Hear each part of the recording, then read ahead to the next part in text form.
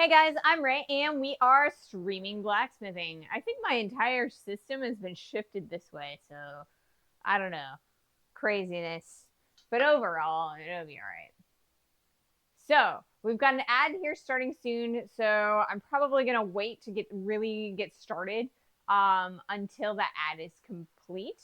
But yeah, things have been a little crazy this weekend. I spent most of Saturday cleaning up or like resting. And then Sunday I spent cleaning up the carport, the shop, and then also working on the bed frame for the van. Let's see, what else did I do this weekend? Um, I mean, yeah, I got the bed frame to function, and so the bed frame was actually 6 inches too long to fit in the back of the van. And so instead of that, I cut it and I sandwiched it between some brackets, and I was able to shrink it in size while maintaining the, I guess, um, the structure of the bed frame. So I'm pretty excited about that. It's in the back of the van. So pretty soon we will be able to get that all taken care of, get a mattress, and it should be it's almost ready for our trip in at the end of the month. Welcome in, Pooji. Welcome to the stream. So it looks like I have an ad that is going to start in about 3 minutes. So I should actually be able to start the forge then. There is a few things that I want to talk about before. Hey, Corwin, that's you. Yes, that's Corwin. I can read chat from here. I now have the computer monitor. It's big enough, and there's enough contrast that I can actually read chat, but I can't read you guys' names. So if you see me like leaning forward and squinting, it's because I'm trying to figure out who's talking to me. I'm pretty all right. I'm a little bit on the tired side, but overall, I'm pretty good today. So yeah. Um, I should have plenty of time to get the forge started. So let's do that real fast. So we are back in the smithy. So that is really exciting. Well, less exciting than being out in the carport with the coal forge, but still exciting nonetheless. There we go. So I'm going to let that heat up a little bit, and then we'll talk a little bit about what we're going to be doing today, and kind of also address a little bit what happened on Friday. So I'm going to grab my headphones real fast.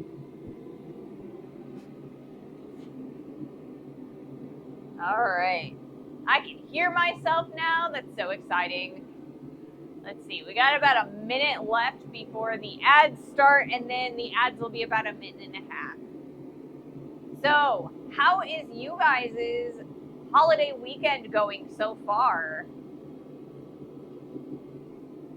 I'm really enjoying this extra day off, you know? I mean, I guess it's not really technically a day off for me, but I bet you guys are. And it's definitely a day off for my partner, so it was really nice having them home for an extra day. They helped me set up the stream. They're in the house right now, so they're not helping me with the stream, but they did help me set up and clean up a little bit, make sure that everything was still functional and working for us. So yeah. Let's see.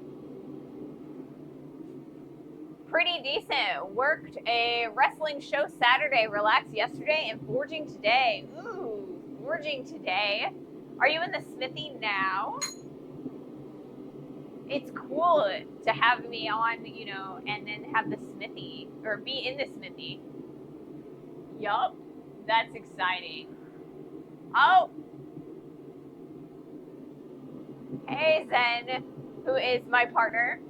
Um, Silly Butler putting all the stuff too far to the left. All good. I'm just like, it's a little bit, I keep looking over this direction, but it was my fault. I'm the one that shifted everything. So, yeah, I'm just going to be a little bit like weirdly, shifting maybe. I don't know. We are going to be spending a lot of our time here on the press. So, I mean, it's on the left-hand side, So, I'll just fix it for Wednesday's stream. It's no big deal. Alrighty. So, the ads have started. So, I guess I get to like make sure that I haven't like lost anything. I think I have everything that I need. Do I really need it to be this big? I kind of do. I don't think.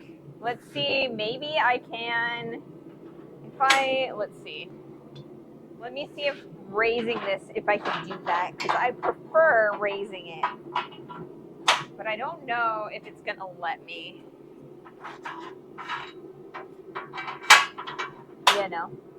Yeah, no, there's not enough space. Oh, these are really shifted. Let's see if I can't shift them over some real fast while we are waiting on these ads. There, that's better.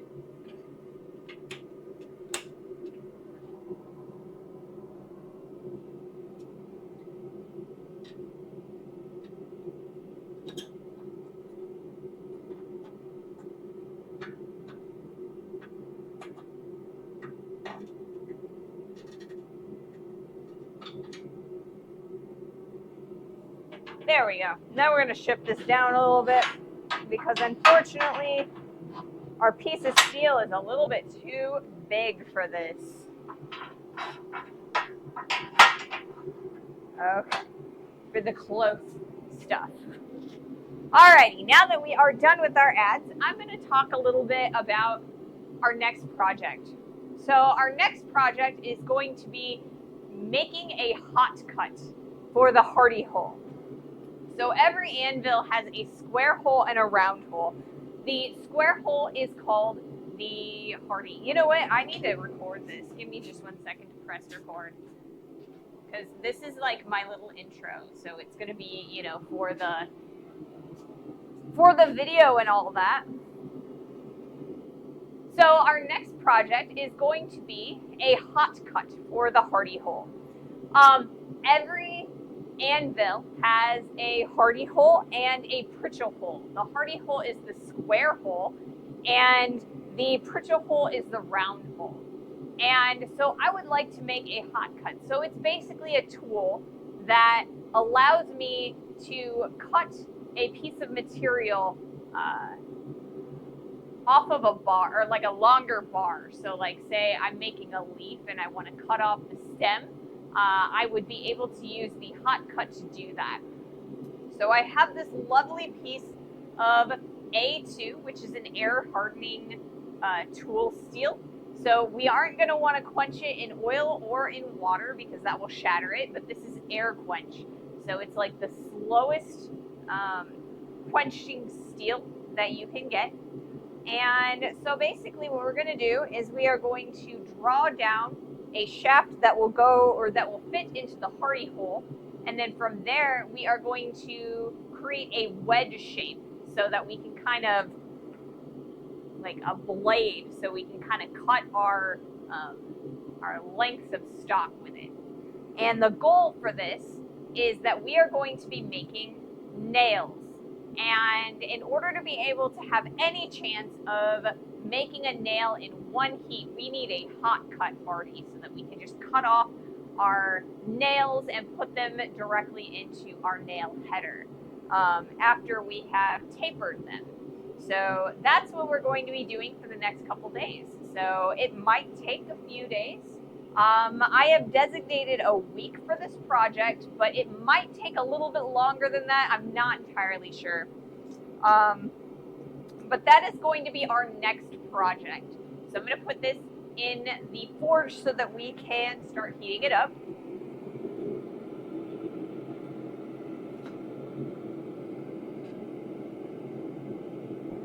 Now, A2 is an incredibly hard steel, and it needs to get really, really hot in order to work at all. So we will do our best with the big forge, but the big forge runs a little bit on the colder side. So we'll see how this works. I believe this chunk is a little bit too big to go into the mailbox, but we will see what we can get from this piece.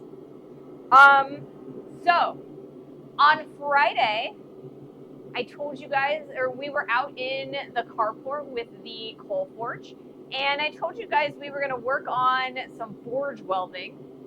And it's been a really long time since I forge welded anything, and it turns out that I'm so rusty that I could not get the two pieces to stick. Now, I did decide, or not decide, but I realized way too early in the stream that I had actually allowed my pieces of steel to get really, really dirty. And the thing about forge welding is that you need really clean steel in order to get it to stick. So I allowed these two pieces to get really dirty, and so they just did not stick. I was able to get them hot enough to stick, but they just wouldn't because there was just scale inside them. I was able to clean off the outside jacket, but never clean enough on the inside and the bit. So what we're going to do is we are actually going to put this on the project wall as a reminder to be patient and, you know, to remember to keep things clean. And then we will be doing another axe after this project. And I will also be revisiting forge welding in the future, but it'll probably take me a few weeks to a few months to get back to a point where I can do that. I do have a plan to do a stream where we do nothing but practice forge welding, just like with pieces of mild steel, just to get a feel for it and to remind myself how this works. So I will take you on that journey of relearning how to forge weld. But for the moment, I'm going to put this on the project wall as a, you know, a project failure, but still a reminder that we can have fun even through failure. So I'm going to hammer this onto the project wall. At least I think I am. Unless the forge is too hot.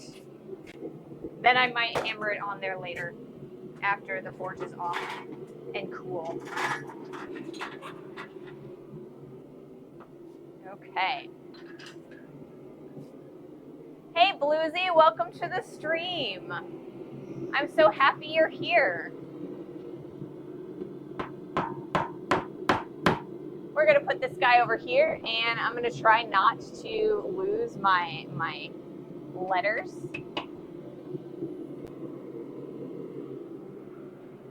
So let's see, how wide do we need this to be? So we're gonna put it up here like so.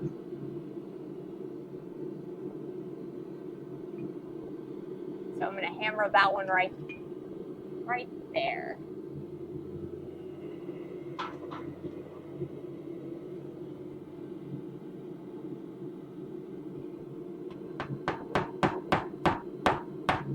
I've been wanting to add a few more things up to the project wall.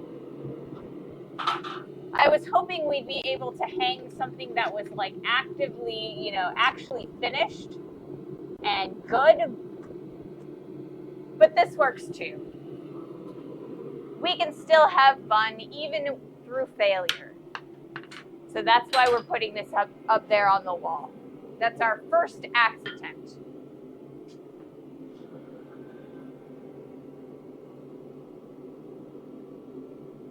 And once I can get two pieces of mild steel to stick, we will put that on the wall as well, you know, as a little bit of redemption. But that is our goal. in the future is to get ourselves, or to get enough practice that I can get a forge weld to stick with, you know, not a terrible lot of effort. So I will be editing the footage for the axe, and that will go up on the YouTube. But I also have, you know, I have like a little post-mortem that I'm going to attach to the end of it to kind of, you know, assess what we did right, what we did wrong, and, well, mostly what we did wrong, because we did a lot wrong with this project. But it'll be a setup for our redemption arc in the future. So looks like our steel is taking, or our forge is taking a little while to get hot. So I'm gonna turn that up a little bit.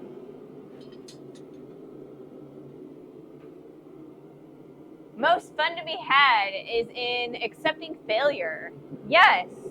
And I want to accept the failure. And honestly, I feel like we can all learn a lot, even if we do fail. You know, we learned how not to forge weld, right? So the next time we attempt it, we will have a little bit more knowledge and confidence in how we do this. And I also, I don't want to, I don't want this to discourage us from trying new things, and, you know, that we could fail with. So I want to be brave, and I just want to continue to learn and grow from all of our projects, whether they're successes or failures. So I think that even though it's a failure, that axe deserves to be up on that wall. Remember, there's no real failure. There's just learning how not to do things. Yes, we learned how not to forge weld and axe bit in. So yeah, I'm not ashamed of my failure. I learned, you know. And we're going to grow through this, and we will have a triumph and a redemption later on in probably a few months. It is going to take me a little bit. I do have a few other projects that are in line before I can redo or like reassess this job. And, you know, maybe we'll have a little bit of time for me to practice some forge welding off stream. So I don't know. We'll see. I do know, though, that we are going to, once we get these nails made, we are going to do another axe. And this one is going to be a punched axe. So that'll kind of be a series. I do want to finish and succeed at making an axe. We'll just use a different technique. And then from there, I am going to attempt to do some more forge welding. The only failure is more likely when you don't learn and keep repeating it. Yes. In AA groups, they tell you that repeating the same thing over and over and expecting different results is the definition of insanity, or the AA definition of insanity. And so I definitely want to learn and grow from this experience. So I'm not going to be using the same methods, and I'm not going to be using the same, I'm not going to make the same mistakes. We'll go with that. I do think that it would be cool to make another folded axe with a forge welded bit. But I think that there are a few things that I would like to do in the future to make it a little bit easier to be successful. So yeah, we are going to learn, we are going to grow, and we are going to succeed at our next project.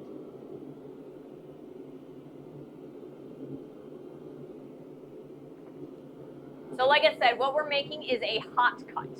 So I have a piece of A2 stock, which is in the forge right now. It's about yay big. And so we are going to draw down a stem that will go inside the hardy hole. And then we are going to, or from there, we are going to hammer it in so it fits really nice and snug. But it will also leave the hole easily, so we'll just be able to pull it out. Even if we have to, pull it out by hammering at the bottom. But and then we are going to shape the top edge as a wedge, or into a wedge, so that we can use it to cut hot steel. We want a shape that's kind of like so, like a wedge shape, so that when we hammer down onto the piece of stock, it starts separating the two sections, and then we'll be able to make a nice clean cut from it. Technically, you cannot do the same thing twice. Time will differ, therefore location in space will differ. Well, that's true. So I don't know, maybe there is no insanity, right?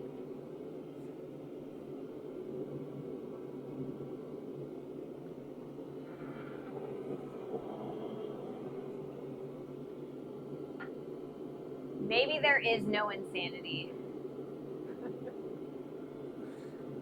There's just different forms of sanity. Maybe.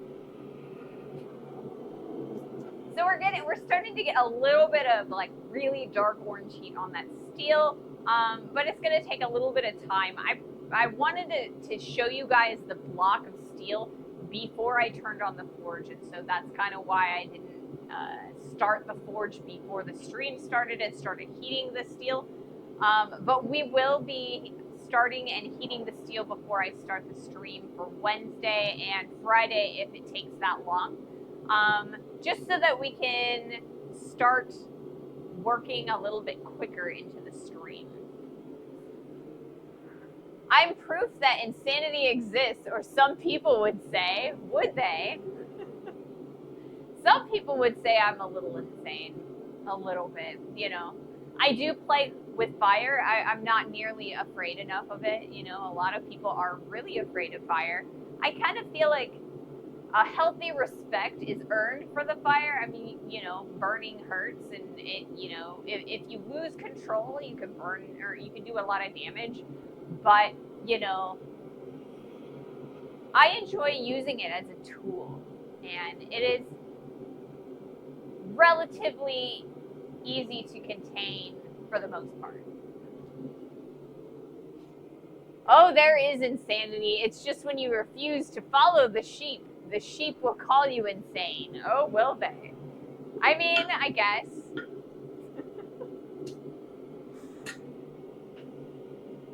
But yeah.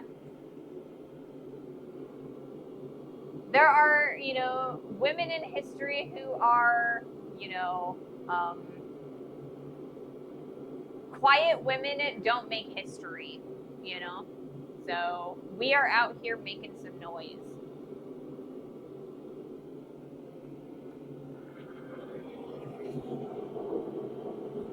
Let's check this steel. I just want to see what it looks like. If I can get my tongs in here, that would be great. There we go. That's better.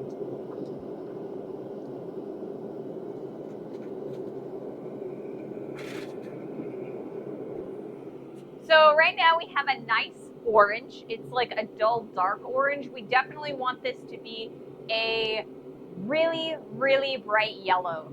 So we've got a little bit of time left to go with this. Oh, I forgot to tell you guys. So I've been having a little bit of trouble with these tongs as well, where the piece has been spinning around.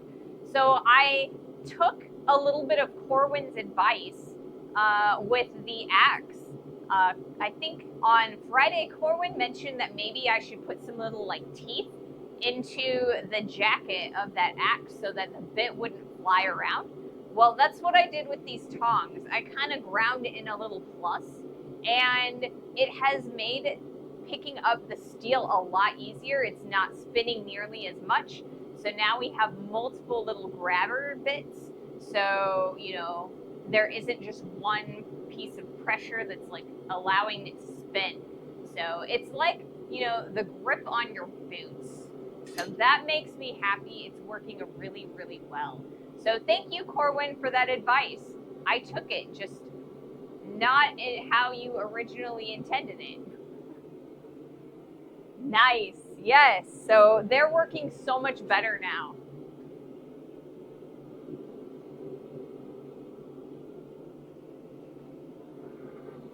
So I was talking earlier about how we were working on the van yesterday.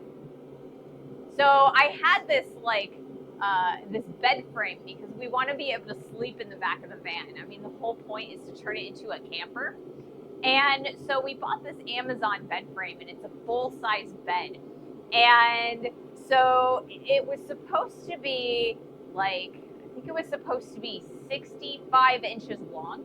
It turned out it was like 70-ish inches, so I ended up having to cut 6 inches off of it.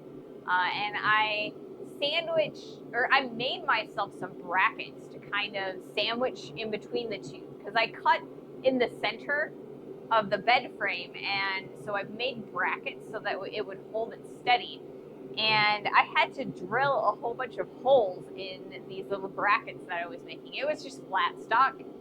And so the drill press caught and it started spinning the bracket, and I cut myself right there and right there. So it kind of hurt a little bit. I got some new skin on there, and hopefully it'll keep it closed for me. So we shall see.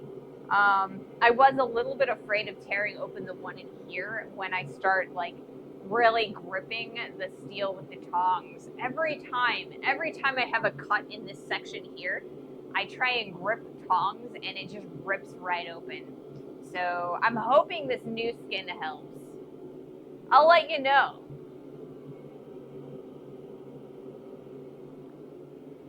We did actually get the bed to fit in the back of the van.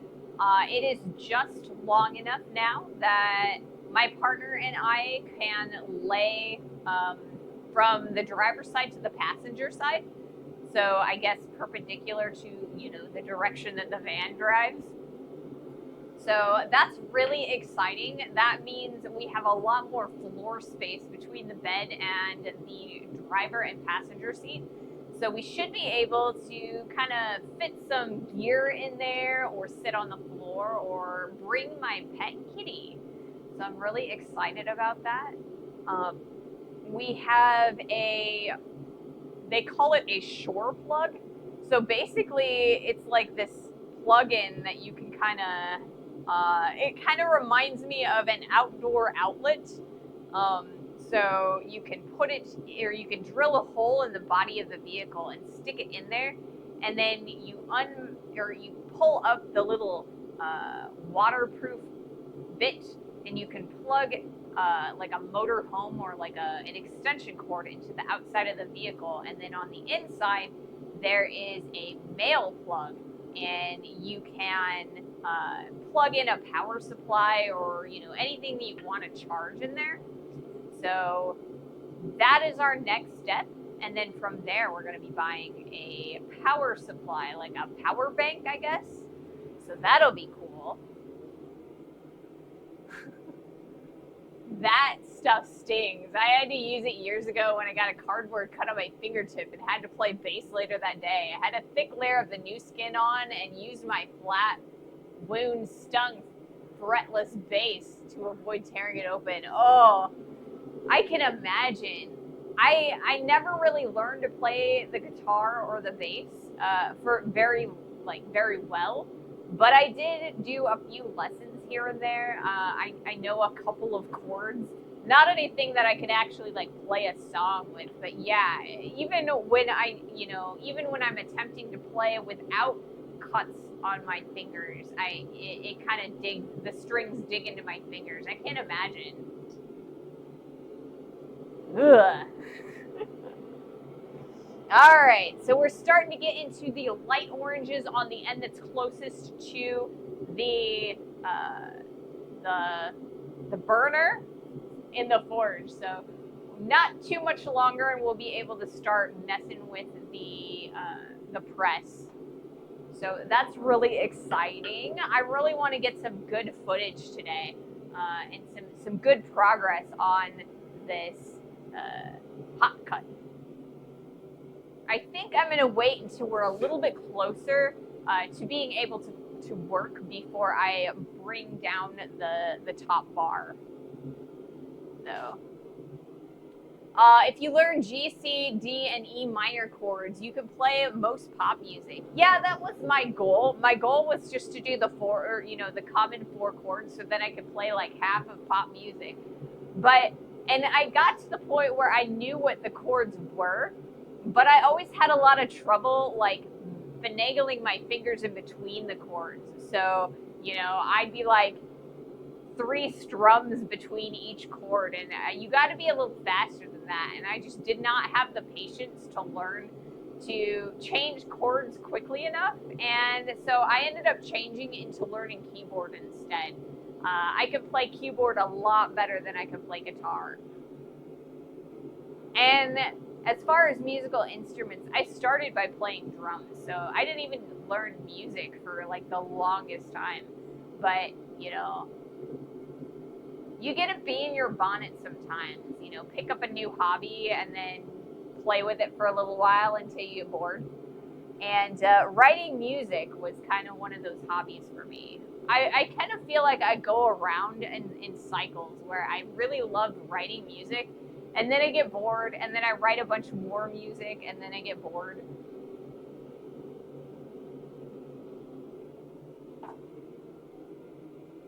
You at least got the rhythm down.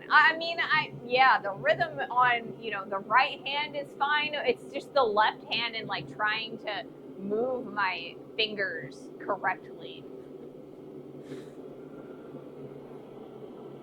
All right, so we have an ad coming up here shortly. And honestly, I think if I turn the piece of steel upside down in the forge, like turn it around in there, by the end of the ad, we should be really close to being able to start working. So hopefully that works.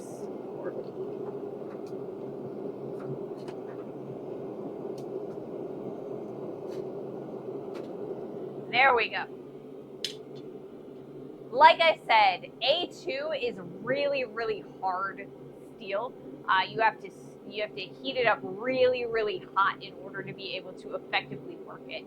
So honestly, when we were working with the Atlantic 33, it reminded me of A2. Remember how we had to get the Atlantic 33 super, super hot in order for it to move? That's the same thing.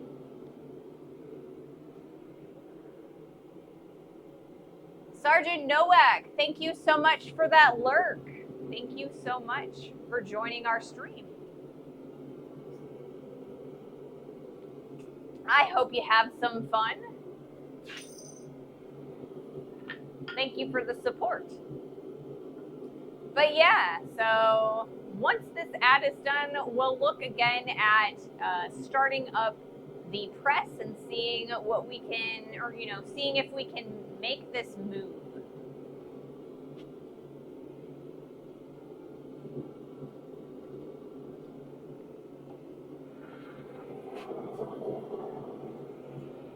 All right.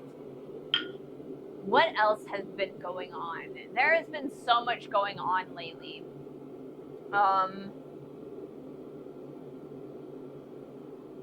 I got in touch with one of the people that I'm going to interview later on this month, so that's really cool. I have a time that we get to interview, so now I need to email a few other people, see if I can't finish setting up some other interviews for our quad state trip.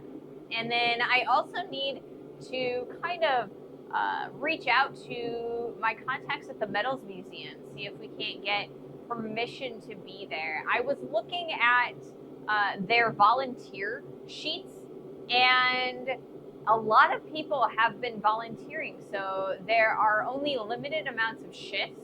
And so the ones that are still open, the repair shifts, are really, really long, and I don't know that I can handle doing a 9 to 5 repair shift just because I'm pretty good for the first 3 hours and then I start getting really, really tired. So I don't think I can do a full 8. So I want to see if I can't email my contacts and see if we can't find some other things that we might be able to do and still get out there. So that should be pretty exciting. Fuck, do it. Hello, Ray. And chat. That 9 days on the axe head, roughly how many hours so far? Oh, I forgot to change my title, didn't I? So the axe head was about 9 days, and so I work for about 2.5 hours a day. So I'm looking at about 5 hours every 2 days. So that would be, I don't know. Wow, brains. So 25 hours ish on that axe. I wonder if there's another person or two in a similar position who could tag team you with on a shift. I don't know. Let me actually change my my stream information because you know what? We aren't actually forge welding anymore.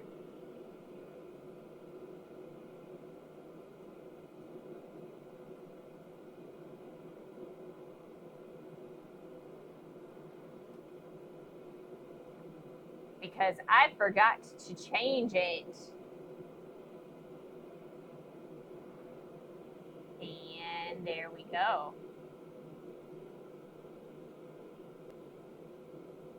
Sorry about not changing our title. I'm gonna confuse people.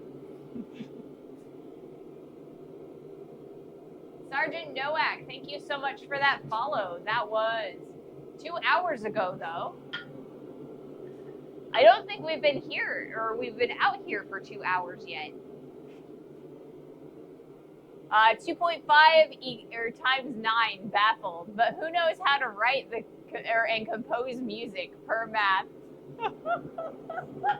Yes, I know. But musical math is different because you're not actually using like the numbers themselves, right? So I'm a lot better at theoretical math than I am at actual math with numbers. So I don't know. I kind of have. So there's I don't even remember what it's called, but there's like dyslexia is for letters where you kind of flip the letters around, and there is a version of that with numbers, and I kind of have that a little bit. Very mild, but it's still there. So yeah, about 20 hours into that axe. And it's right there. We failed in the forge well, but you know, we can learn a lot through failure. So I'm not ashamed of failing. We are going to get a redemption though. We're gonna make an axe and we're gonna do some forge welding in the next couple of months. It's just, you know, not right this second. We do want to make sure that we have you guys voted for a project and I want to see that through as well. Dimensional Shambler, thank you so much for this, for your follow. Yes, dyslexia, but like it's the number version of it. I can read relatively well, but the numbers, sometimes they jumble up in my head. I try to do a lot of mental math, but yeah, the numbers kind of jumble sometimes. Also, no problem. Yes. Yes, thank you for your support. But yeah, so I have like I said, I have somewhere in the neighborhood of 20 hours in that axe. which is a relatively short amount of time overall. We started with a section of this bar. It was about 4 inches long. So we flattened that out, and then we bent it and we attempted that forge weld. We did not succeed, however. So what we're going to do is we're going to take the rest of this bar after we're done with our nail project, and we're going to turn this into an axe. We're going to try this again. I'm going to try and get some axe redemption. And then, sometime in the future, I will take a day out of my schedule when I can get my partner to help, and we will go back out to the carport, pull out the coal forge and all of the accoutrements, and we will do some forge weld redemption. Because I want to make sure that I get a success on both the forge welding and the axe. Might explain why I'm bad at numbers or bad at remembering phone numbers. I don't know. I mean, it could be. It could be. I'm really bad at memorizing phone numbers too. But I mean, this invention right here, cell phones where you got your phone book just like sitting in there. I feel like that is why so many people can't remember phone numbers anymore, because they just don't have to. Okay.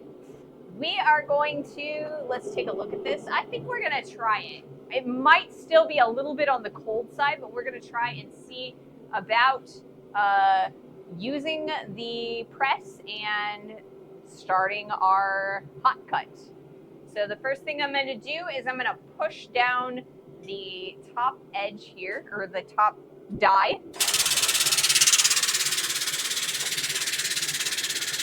So that we're not losing heat as we go. So I've got all of these neato little hash marks on the side here. They kind of help us remember where we need to bring down the dies so that we can get the two sections of the dies together.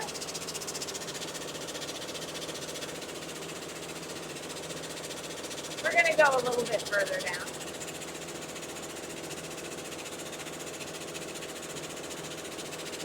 And I think we're probably going to stop there. Okay. And what I do with that, I don't even know. I'm looking for my chalk, but I lost it. It's over there somewhere. It'll be all right. We'll be fine. Okay. Let's see about starting up the record function and making sure that I've got a good view for you guys.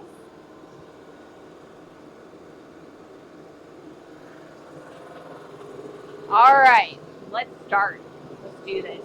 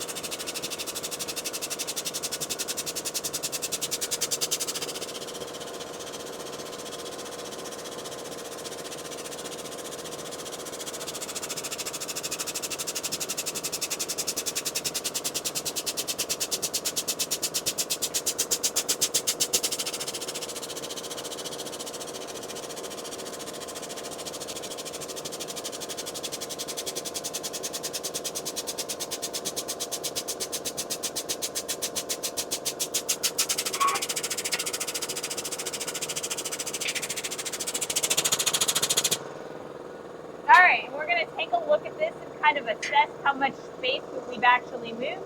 We've made a little bit. Maybe we want to make sure that this is a little bit on the hotter side, I think.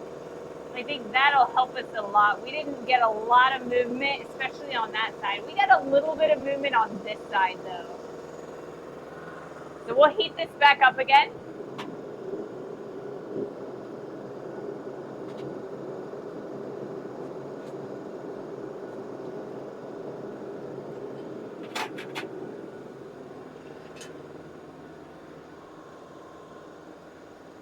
Do you only stream during the weekday? Unfortunately, yes, I do. I only stream on the weekdays. I do. You can always watch my VODs when I am not live, and if they are not on Twitch itself, if they're like gone because it's over 30 days, all of my VODs are on my YouTube for free. You can check those guys out. My YouTube is under the same name as this Twitch channel, and there's a link to it on the channel page. But welcome to the stream, Jeb.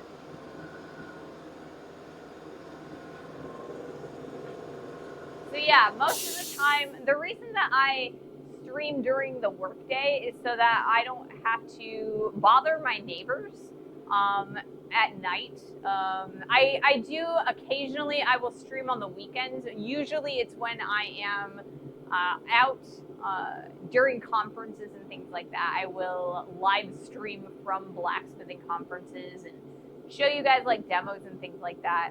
But primarily, I do stream during the day, in the United States at least. Is that a bottle jack powered forge press? Yes, it is. It is a bottle jack, a pneumatic bottle jack. And so this isn't the most efficient homemade bottle or like homemade press that you can have. Honestly, if you're looking at making a press, I would more recommend doing a wood or like a wood chopper, like the pneumatic wood or like, you know, chopping things. Those actually go down a lot faster and you get a lot more power out of them. But I've made this thing about 10 years ago or so. And back then it was just as blacksmithing was coming back in fashion. It was just before they started the show Forged in Fire. So there weren't a lot of like patterns for things like that just out and available. I think that I actually found the pattern for a wood chopper press about a month after I made this thing. I wish I'd have seen it faster or sooner though. Yeah, the weekend is when I typically have time to watch during the day, but I will watch on YouTube. Yeah, you're welcome to watch on YouTube. Thank you for the support. Whether you're able to support it by watching live or, you know, on the YouTube, you know, it helps everybody and, you know, all of it counts. So thank you so much for your desire to support me.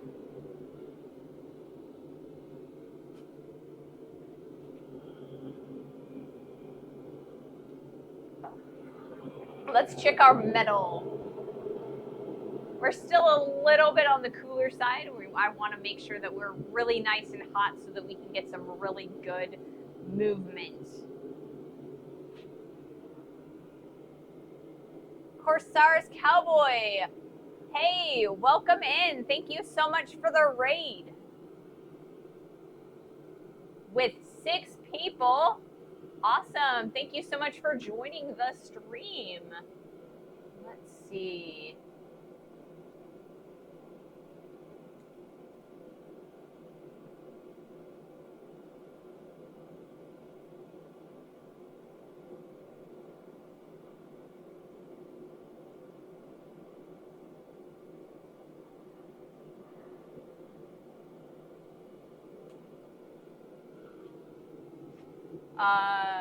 I'm just waiting to move so I can set up a forge.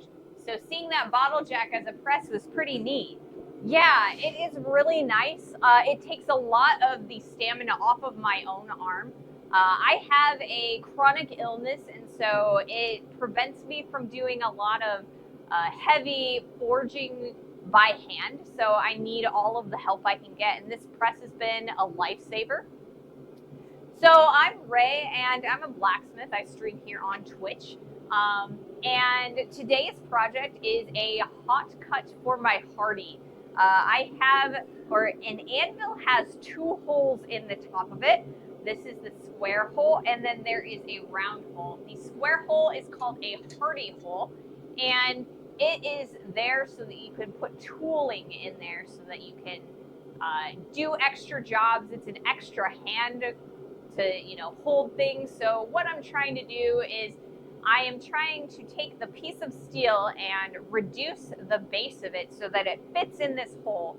This is a 3/4 inch hole. And then from there, what we're going to do is we are going to create a wedge at the top so that I can take a stick of steel, put it over top of that wedge, hammer down on it, and then it will separate the material so I can hot cut it. So that's what we're doing today. One way I support channels that many don't know is if you have Amazon Prime, you get a free Twitch subscription each month. You definitely do. And Twitch subscriptions are always welcome here. They're free, so it doesn't cost you anything as long as you're already a member of Prime. So that's awesome, and that totally helps me. Even monetarily, but a lot of people watch a lot of different streamers, so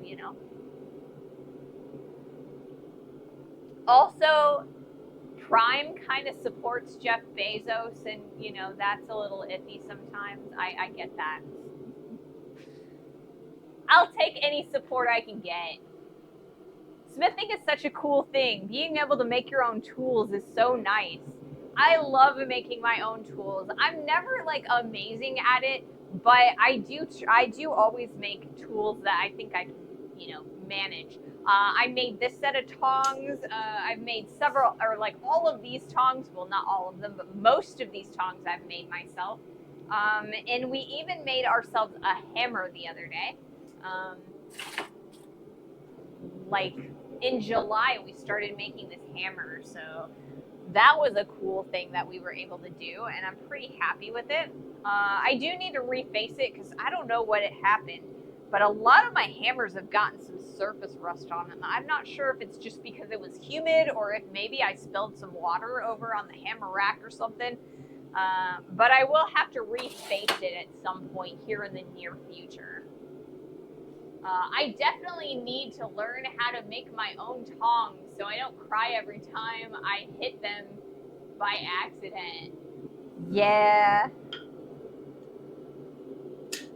Learning how to make tongs is a really convenient because it's really, I end up making a new set of tongs for a lot of different projects. I haven't made, these aren't new, I did make them for the hammer, or for the axe that we made up there. But these are working beautifully for that. But if they didn't, I'd make a brand new set of tongs and we'd be able to use for this piece of steel. So these are really nice, but being able to make your own tongs is amazing. I love that skill. And being a blacksmith, it helps, I was just watching the hammer VOD. Thought I could see you were live, or though. Thought I'd see if you were live. So happy coincidence. Yes, I am live. I do stream Monday, Wednesday, and Friday at 2:30 p.m. Eastern U.S. time. And that's really, really early for a lot of people here in the United States. But I'm on YouTube, so, you can take a look at the VODs. And I also edit my videos. I edit them shorter, so they're about between 3 to 6 minutes. Some of them are a lot longer. Like I have I have a few that are about 20 minutes long. I try to keep them short. I have a little bit of attention span problems, so I try to make sure that I think that they're interesting and shorter.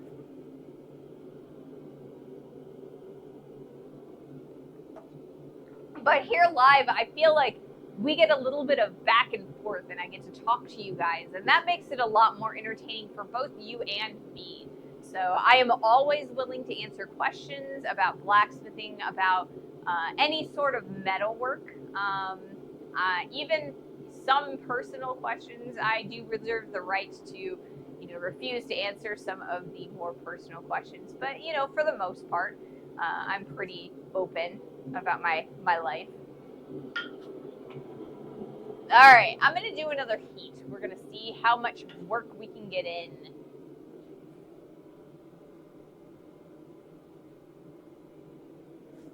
Let's see.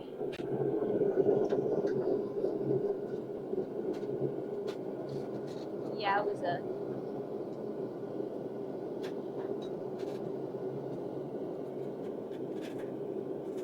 This new skin gets hot. Hot in a weird way.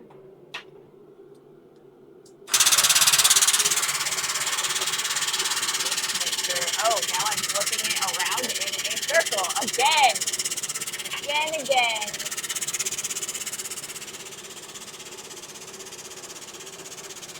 Bring this up. There we go. Now we'll bring it down.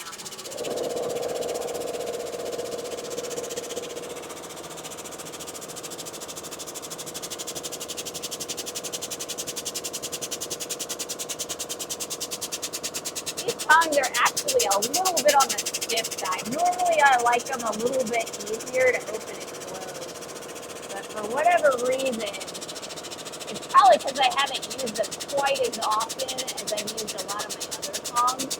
But they are a little bit on the stiff side. I'll need to open and close them to fix that.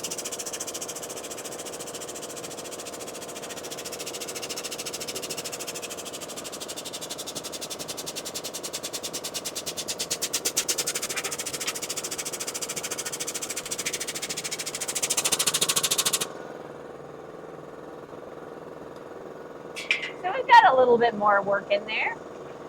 We're getting there.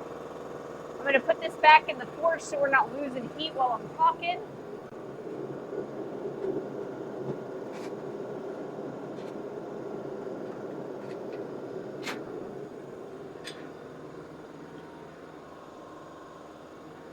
Super exciting. I wasn't sure if I was going to be able to heat up this piece of steel as hot as it needs to in order to get some good work out of it. But it looks like we're going to get some heat into it.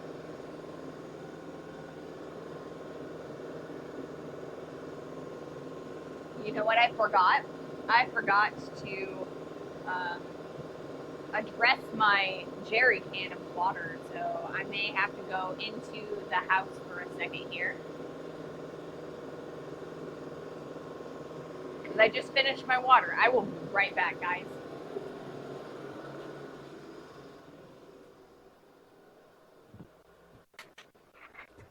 I'm going to grab a...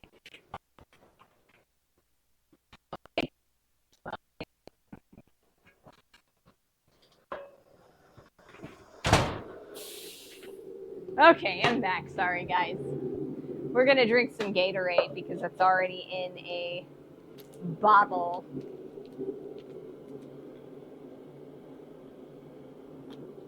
It's not too hot out, but being by the forge is a little bit on the warm side. So I'm not fully sweating, but it's a little bit sticky in here. I kind of feel like it when you're in bed and it's that temperature where under the covers it's too hot, but outside of the covers it's too cold. That's kind of how I feel right now. I'm not a big fan of that at bedtime, and less so here.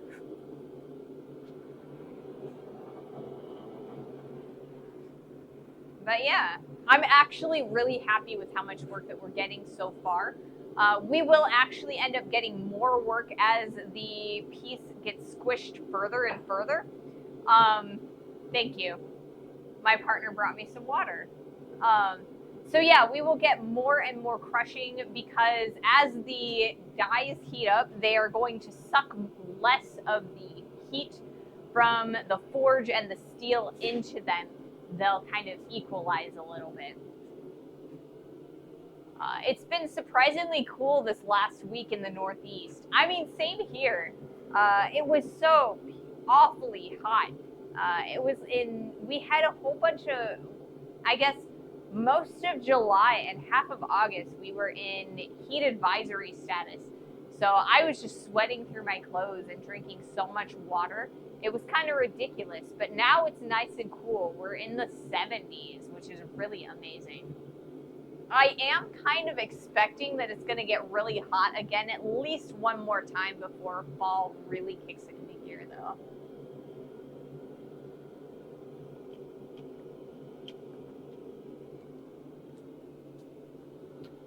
Let me check my clips real fast. Oh, we're only at 17 minutes on that clip, so that's not too bad. This one's getting a little bit long, so I'm going to need to cut it. We're almost at an hour on that clip. I try to get some good clean footage so that when I have the inset, you guys, or when I edit the long form videos for our weekly videos, we don't end up having the weird little inset in there. I hope it stays cool. I'm a delicate northern flower. See, I would like it to stay fall to spring temperatures, right? I'm not a big fan of the extreme temperatures. We get a lot more heat extremes than we do cool extremes, but because I'm a little bit on the southern side. I'm right outside of St. Louis, but we do get some really cold days, and I absolutely despise being outside when it's cold. I cannot handle being cold. I'd rather be sweating my socks off, to be quite honest. Like I said, I'm not a big fan of extremes, but if I have to have an extreme, I'd rather it be a heat extreme than a cool extreme. Fall is the best season. See, I really actually like spring. I don't know why. But I feel like I get more ill in the fall. Like in the beginning of the fall, when the weather is starting to change, that's when my sinuses really start kicking in, and it just I don't take well to it for whatever reason. Spring would be okay, but the pollen sucks. Yeah, I don't know what it is. I don't have as big of an issue with the spring pollen as I do the fall, whatever's going on. Not sure why that is. So it looks like we are going to be starting an ad here shortly. I always try my hardest not to do any heats during our ad time because I want everyone, regardless of their ability to, you know, subscribe or pay for Nitro, to be able to watch the heats. I feel like that's, I mean, everybody likes my personality, you know, but I think people come here initially for the heats, you know, for the blacksmithing. So I try to make sure that everybody gets to see that. But we've got a good amount of heat, so once this ad is done, we will be ready to immediately do a heat. I don't know why I picked that up. I don't have any water in that cup.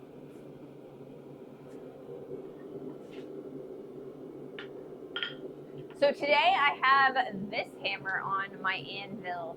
My favorite hammer, which is the 3-pound cross peen. For whatever reason, I need to rehandle it. The interior of the wooden section has cracked, and so I need to put a new handle on it. And I just haven't gotten around to it yet.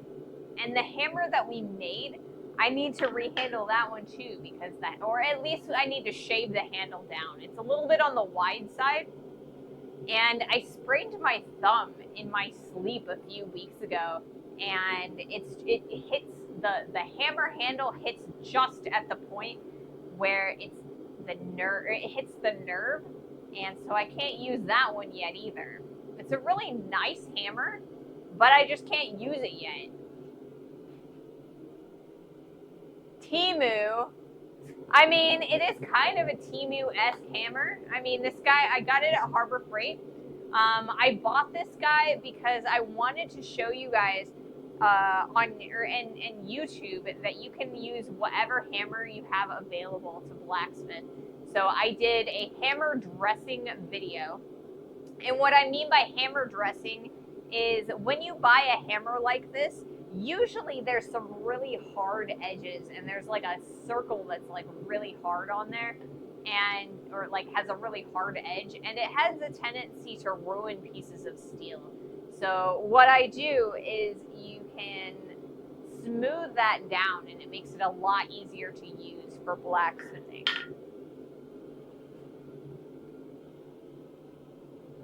So I dressed this hammer and then I also dressed this hammer so that you guys can see two different styles of dressing. One of them I did with an angle grinder and the other I did with a bench grinder, which is a different process.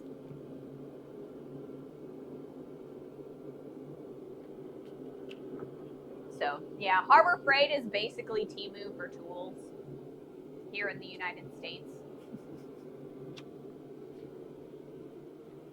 What's a good starter project for a beginner blacksmith? I will answer that question once this ad is over. Curie has rated me with 37 viewers. Awesome. Thank you so much, Curie.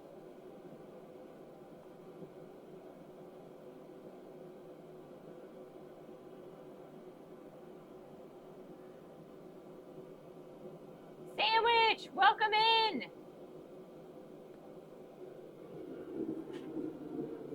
Hello, everyone. Welcome to the stream. We are currently in ad time, so I am not entirely sure if you guys are seeing me or seeing the ad, Raiders. So thank you so much for joining the stream. I can repeat my Raider intro after this ad is over.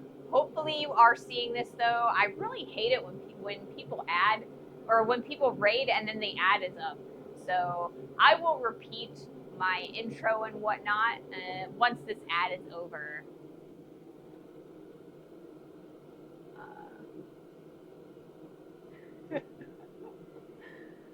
I'm going to move that there.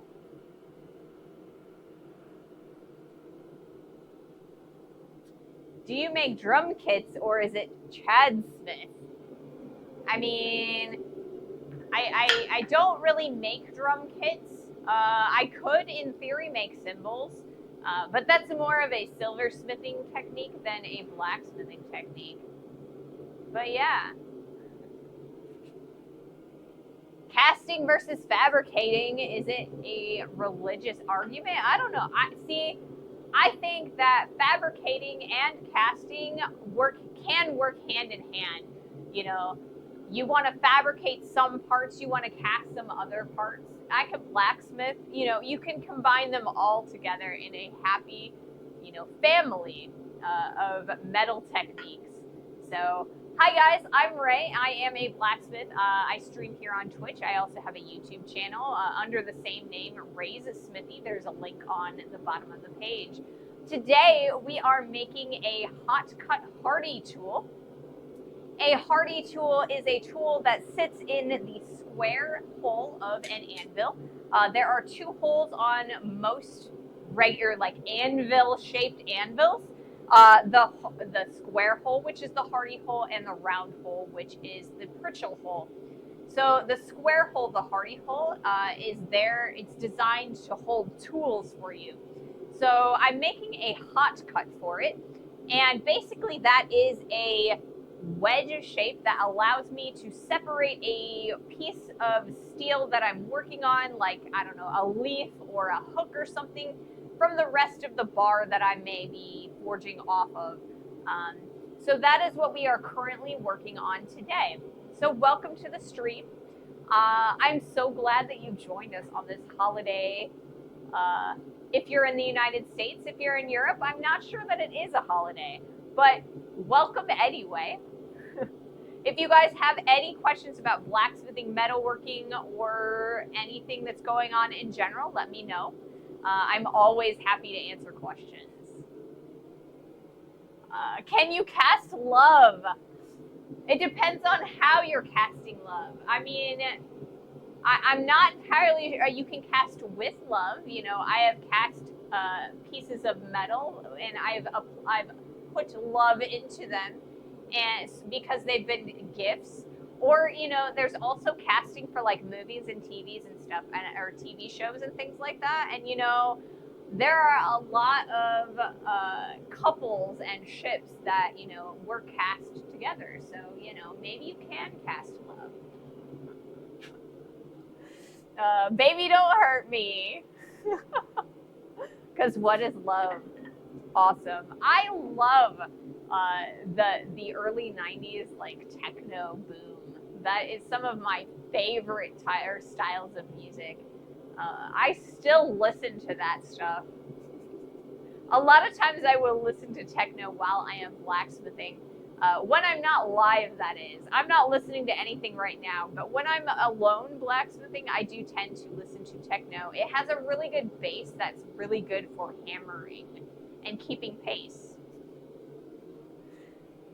Best answer, yes. Headless Ink, thank you so much for that follow. Welcome to the community. Welcome to the stream. Oh, speaking of movies, tea directors love to add blacksmith in medieval land fantasy movies. I'm sure most of you see. It must make me angry.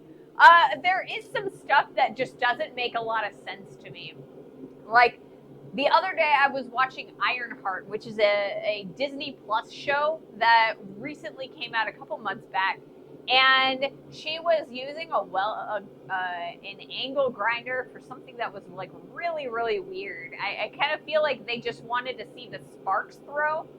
And it was cool to see the sparks, but it made no sense as to what she was trying to do. So there's a lot of stuff that Hollywood will put there because it looks cool, but it's not technically how things would be done. But yeah, that does happen. Like in Conan when they cast the sword into the mold. See, there is actually a precedence for casting swords, but they were more Bronze Age swords. So you would cast a bronze sword, you would not cast a steel sword. It's a lot harder to get a nice high carbon blade with casted iron. And it takes a lot of heat to do that. But Lord of the Rings, the Uruk-hai, and then I missed something because my bot. Warsmithy was hands one of the best movie scenes for smithing. Yes, they were. Like the blacksmiths. See, the advantage that the Lord of the Rings had when showing blacksmiths is a lot of their props were actually blacksmithed by real blacksmiths.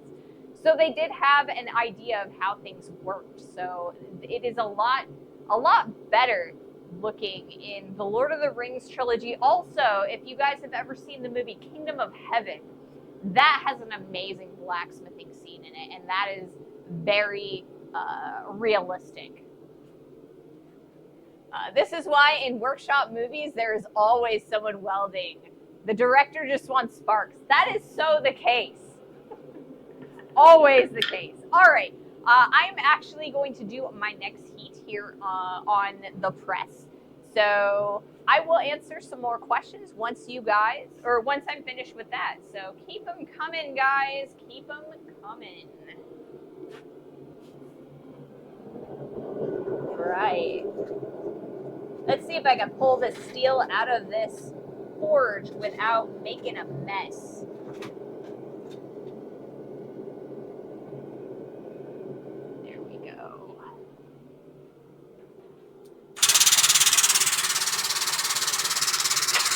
And I'm just going to spin around again. Making that some more so I can turn this around this direction.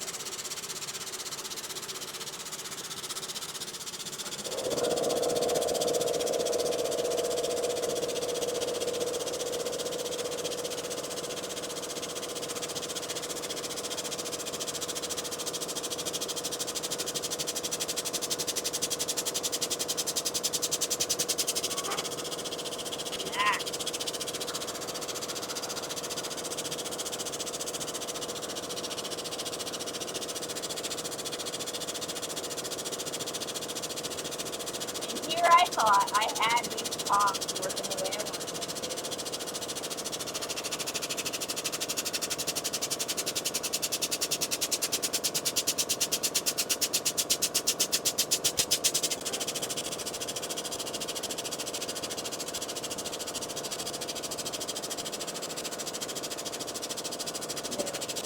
Get the last finger tucked in there.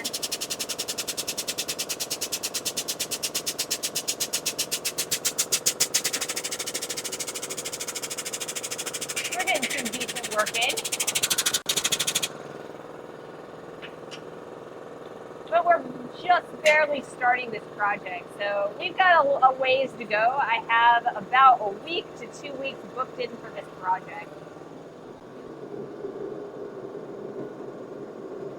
We only work about 2.5 hours a stream, and I only work on these projects on stream, so they take a little bit longer than they would normally take.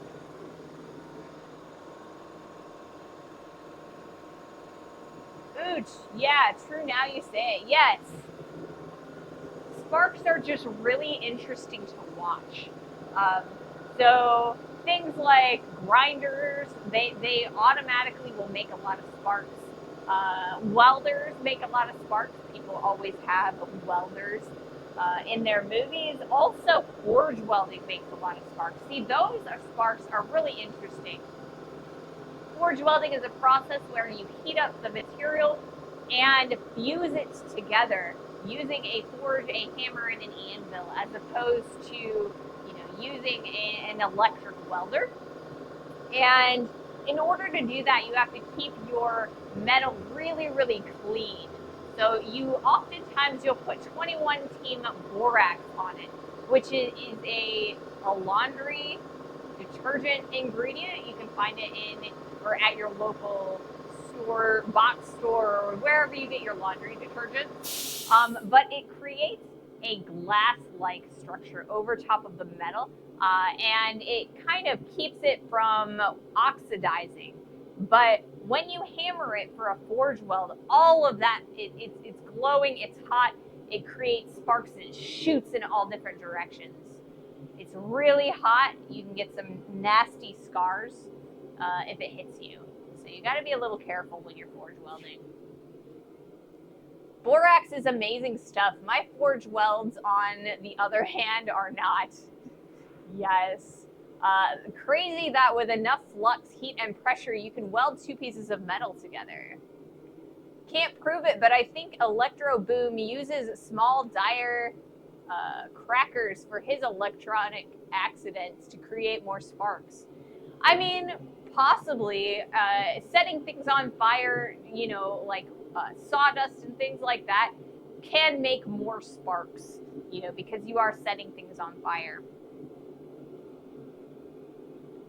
So yeah, heat, pressure, and clean metal will fuse.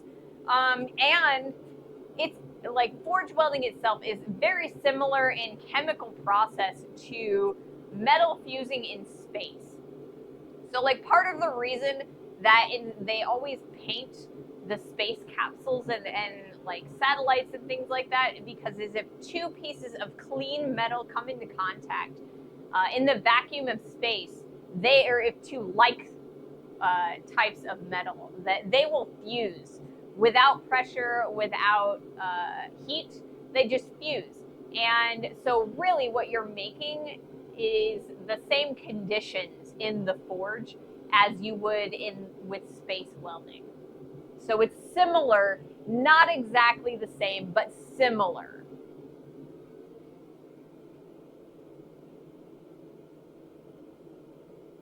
My name is Borax.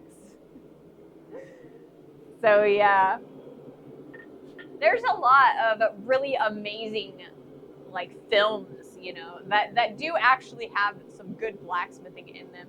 But there's an awful lot more that have some weirdness going on. But if you have any questions about, whether something is real or fake, let me know. I can try and answer. I've been thinking recently about starting to do some streams where instead of being out in the shop, we're in my office and we kind of talk about things like reviewing movies and, you know, blacksmithing scenes, reviewing what we've done over the day, doing some planning and some other types of things. So that feel or like watch for some of those. We'll see if they work or if they don't. I don't know if we'll like them or not. I do really love blacksmithing out here in the shop, but you know, maybe some low-key streams might be good sometimes. What you're telling me is that Tony Stewart couldn't bang together an Iron Man suit without a scrap of metal and an oxyacetylene torch? I mean, you can weld something together with an oxyacetylene torch. Usually you need a little bit of filler metal though, so if he only had the oxyacetylene and not any filler metal, it might have been a little challenging. But yeah, I kind of feel like, you know, some of the Iron Man stuff is a little sus.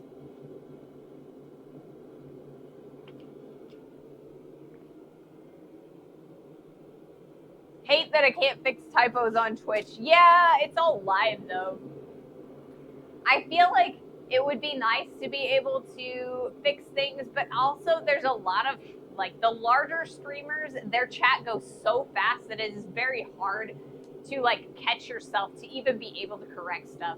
So I understand because of, like, some of the larger streamers, but some of the smaller streamers, it would be really nice to be able to correct your typos. Like on Discord, you know? Speaking of Discord, I do actually have a Discord.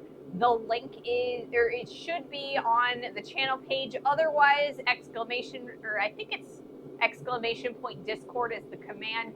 And you guys can join my Discord. You can get a hold of me at most times, day or night. I'm not when I'm sleeping, but, you know, for the most part. Corwin and a few other people have been putting a whole bunch of dad jokes and puns in that channel, so that's been a really fun place to be and to hang out. So I very much appreciate a good dad joke and a good pun. I need them for upsetting my steel. Like Kingdom Come Deliverance 2, the forging minigames are pretty cool. Of course it's simplified, but it's pretty enjoyable. It's always a compromise. Type carefully, proofread twice, be ages behind the talk, or be quicker and leave an occasional typo. Or, I mean, yeah, that's how it always is. So I actually haven't played Kingdom Come Deliverance 2.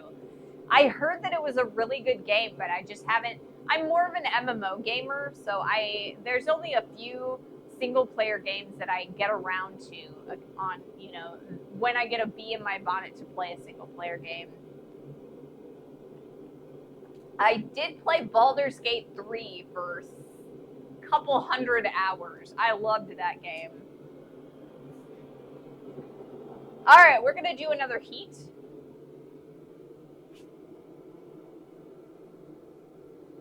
Remember, folk, if you join the Discord, you must sacrifice a good dad joke to the meme channel. Yes! It's a really good game, specifically if you're interested in historical stuff. There are really nice historical armors. Interesting. I'll have to check out some of the screenshots. I'm not sure that I'm amazingly apt to play it. Like I said, I kind of have to get a bee in my bonnet about playing a single-player game. I'm more of an MMO indie. It would be nice if I could get this piece of steel out of this forge, but it has fallen into a very odd place.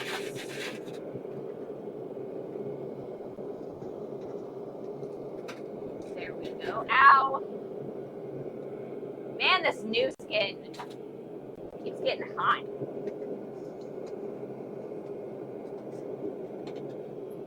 Ouch.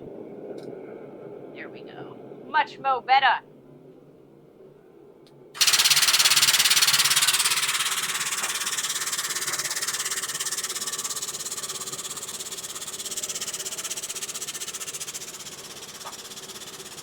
I injured myself on Saturday or on Sunday, and I'm wearing new skin, not being nice.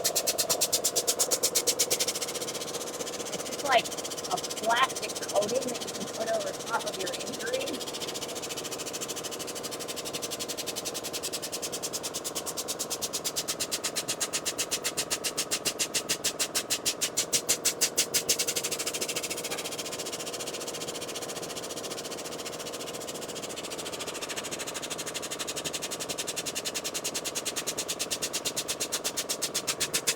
Alright.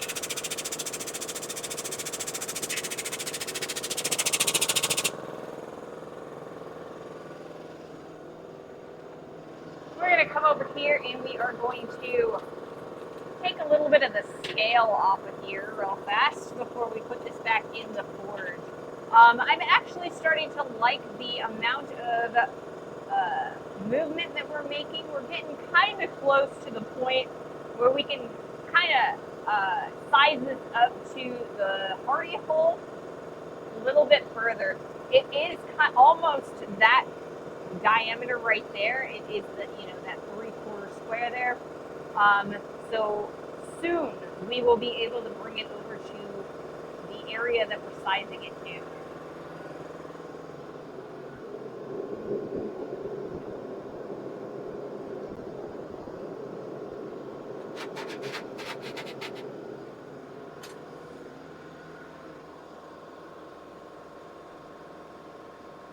I don't think the gameplay would be too challenging for an MMO player, but there are a lot of cutscenes.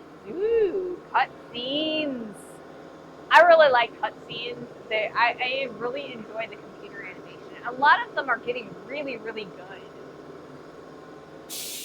Welcome in, Boston. Welcome to the stream. Thanks for joining us. But yeah, Curie rated in, and now you get to watch me.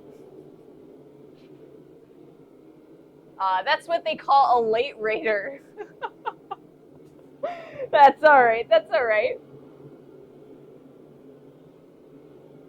So today we are working on a hot cut hardy tool. So basically what we're doing right now is we are trying to create a shaft that will fit inside of the square hardy hole on this anvil. I have other hardy tools that fit my other anvil, but this anvil, I just never made any tools for it.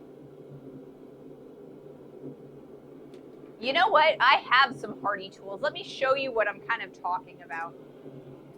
None of these hardy tools actually fit this particular anvil, but here's a couple of them. So this is just an extra dome for, it helps with bowls and things like that. So what we're doing right now is we're working on this little shaft. It's supposed to fit inside of the square hole, but this one is a little bit too big for this particular anvil. Like I said, I made this for the other anvil. This one I found in a lot of blacksmithing tools that someone gave me. This is for, I think it's like a little bit of a, it's for rounding pieces of stock and things like that. This one kind of does fit in this hardy, but not amazingly well. I could probably make it fit in there a little bit better. We just have to kind of clean it up a little bit. So this is kind of a swage tool, like a mini swage tool. And a swage is a block of steel that has little dimples and curves in it for creating complex shapes. So these are a couple hardy tools. So we're making a hardy tool today, but what we're actually making is a hot cut for the hardy. So it is a wedge shape. You put the piece of a bar of steel over top of it, you hammer it on the hot cut, and it will separate the two sections of the bar. Ouch. The tongs are hot, guys. Maybe I shouldn't touch them.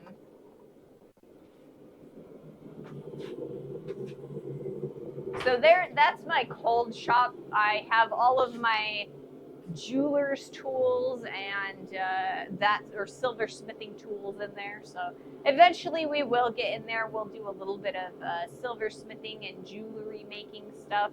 I don't want to take away from Kiri though, so we'll do some unique things, different things.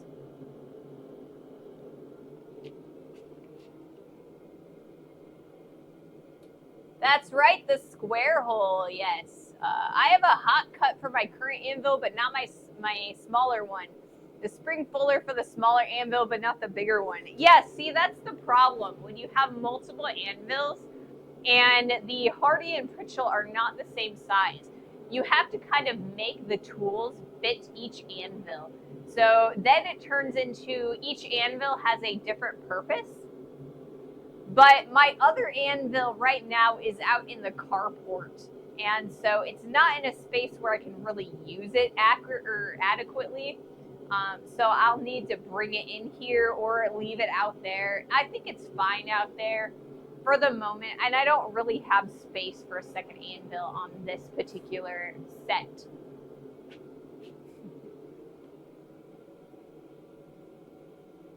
So yes.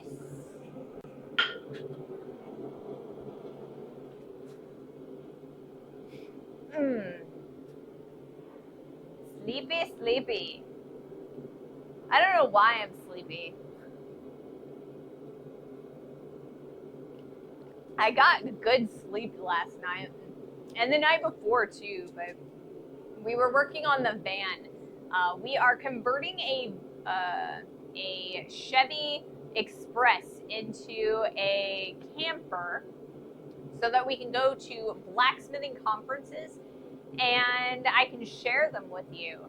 So it'll make it a lot easier to be able to rest in the middle of the day, and we'll be able to use it to camp. So I'm looking forward to having it done, but it is a little bit of hard work.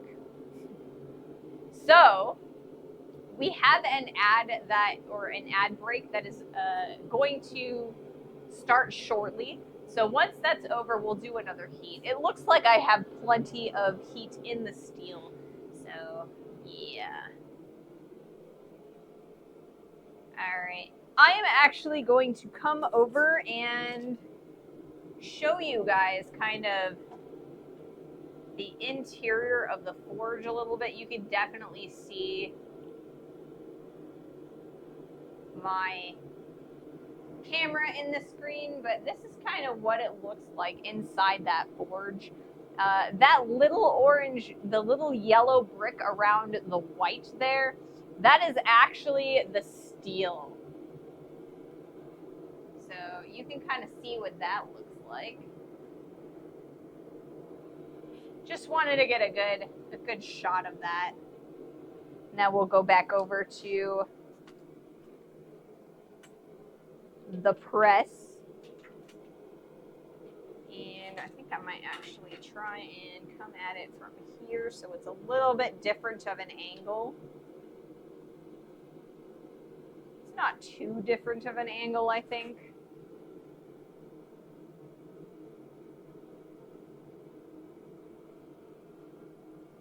And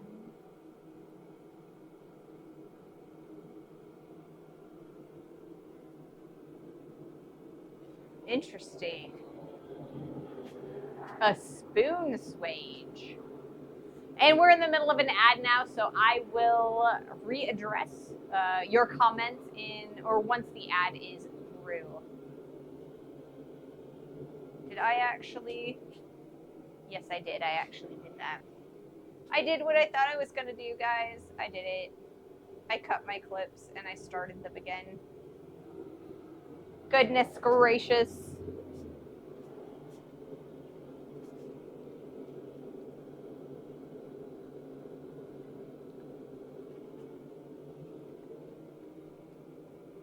Oh, I guess the ad break is incoming. It's not even like it's on right now.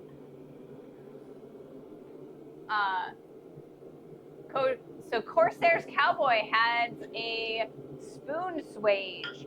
That's a really handy thing to have. I really love doing spoons and silverware. That's one of my favorite projects. I think my actual favorite project is actually pans, like frying pans, but I do love doing silverware. We did a few pieces of silverware here on stream before.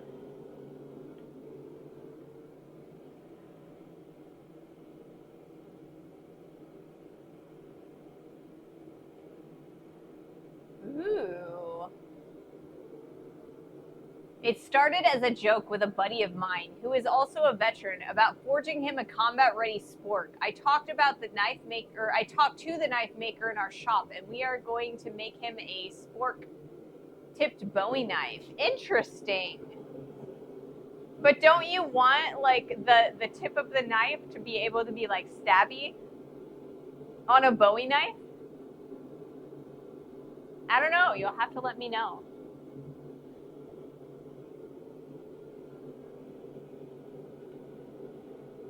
It would be interesting to see, though. So, you know, you should totally post that project. I want to see it.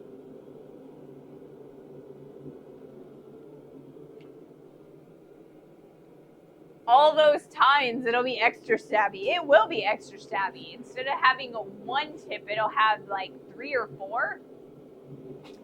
So that should be fun. Fun, fun. Let's see. We got an ad going right now. I'm about ready to do this heat, but we've got an ad going right now.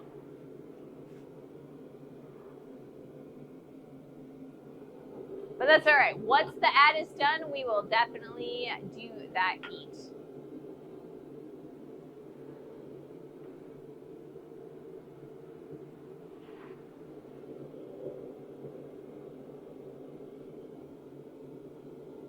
We got about 30 seconds left.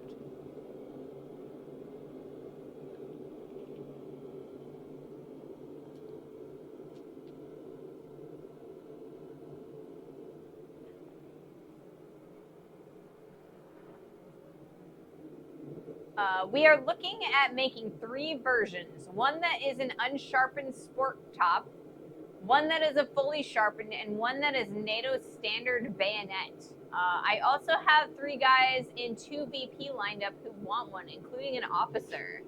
Interesting. I mean, it does sound like a really fun project. You know, I definitely want to see it. If you finish them, post them in the Discord. I want to see them. That sounds like a really interesting project.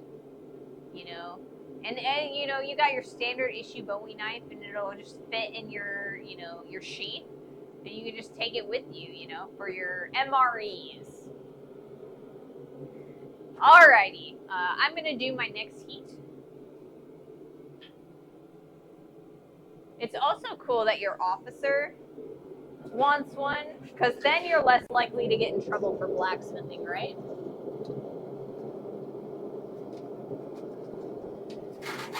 Let's open that up.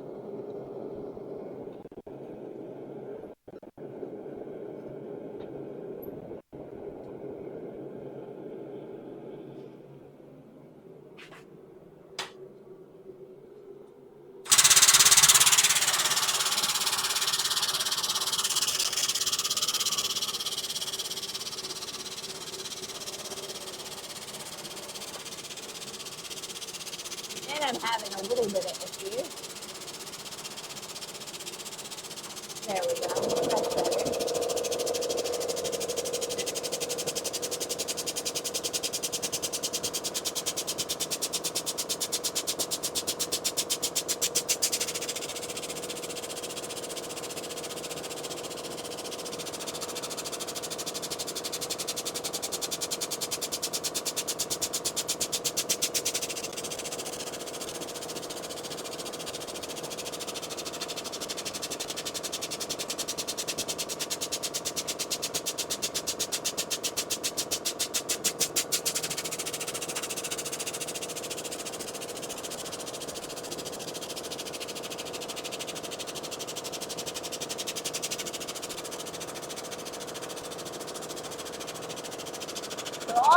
material that we were moving on the vertical is moving horizontally. So now we're going to bring that back.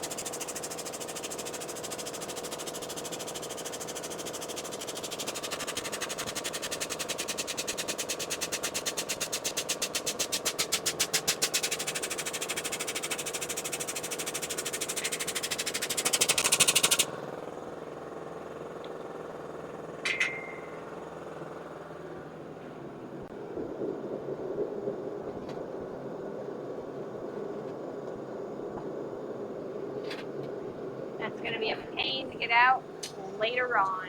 That's all right. I also have to send in one to a game developer in the Czech Republic because she wants to model it in the game. It was not where I thought or saw my life going. I am long out of the military, too old and broken. I mean, that's all right. It's good to have contacts remaining in the military, though, you know? It is so cool that you, a game developer, is interested in your work, you know? That is awesome.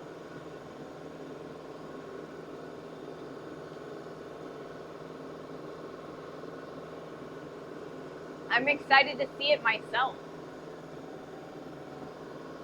I used to have this friend who was a blacksmith, and he was in the military, and he blacksmithed in the military, or like while he was in the military, and while his officers weren't exactly thrilled about the act of blacksmithing, they were oftentimes the ones asking him to do it, because when something broke and a blacksmith could fix it or bent, he was, you know, the first person that they looked for. And so, you know, while they were not happy, they were happy at the same time.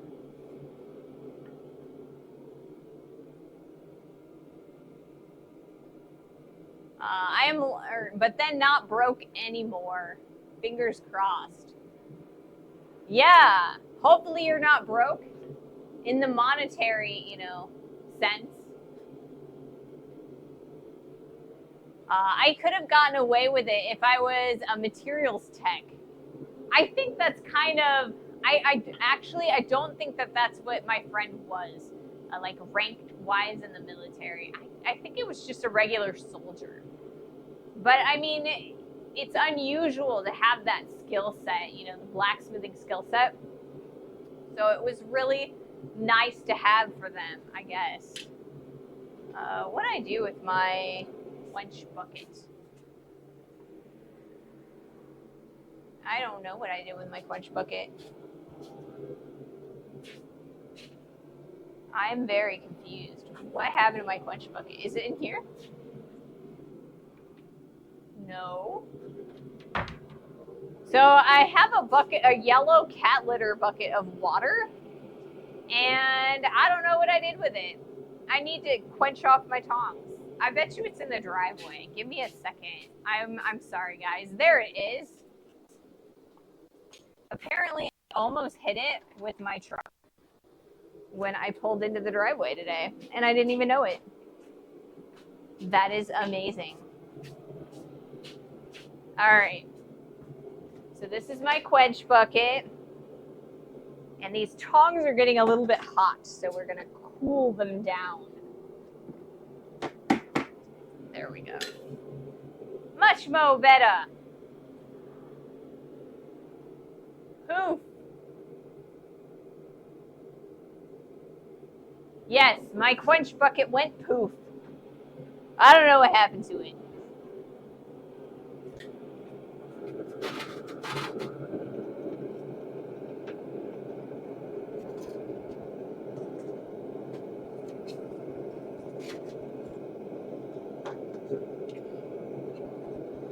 Yowza.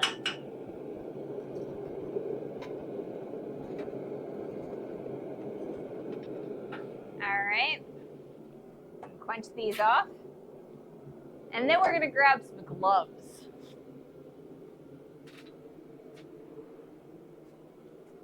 Rawr. Look, guys, I found my left and my right at the same time. Look at that. That is amazing. And unusual.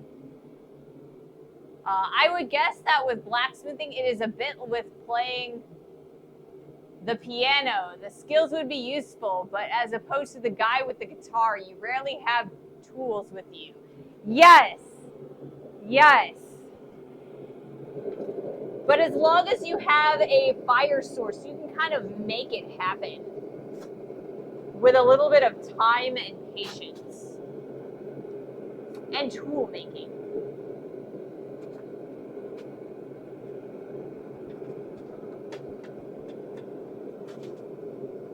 I do not want this. All right, fine. I guess I'll just put it in there like so. So you know what? When I showed you the inside of the forge, I forgot to tell you what I was trying to tell you about, or why I shot the inside the forge. So when I am heating up a piece of steel, what I'm looking for is for the steel to be the same color as the interior of the forge itself. So the closer the steel is to the color of the inside of the forge, the more movement that we're going to get when we pull it out of the forge. All right, and we are going to do another heat.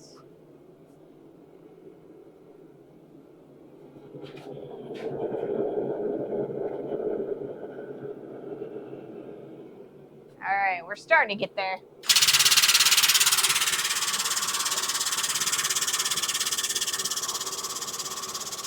Open the jaws just a little bit. Now we get to close them.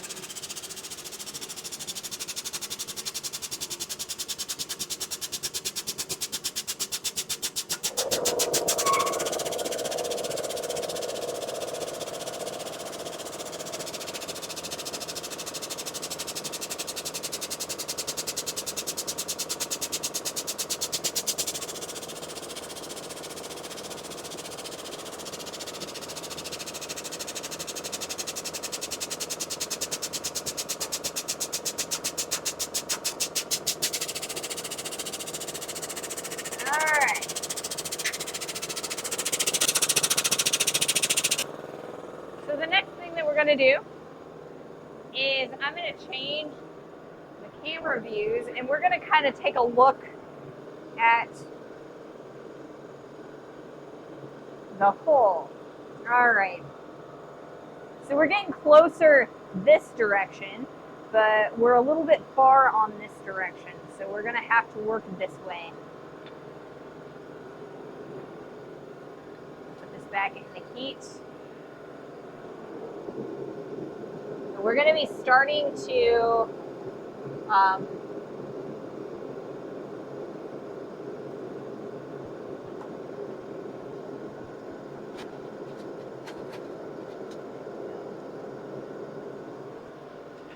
size up the steel with the hardy hole.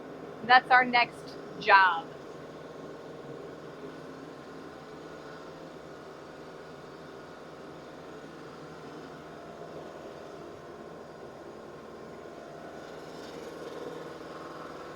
Move that over there so I'm not tripping over it.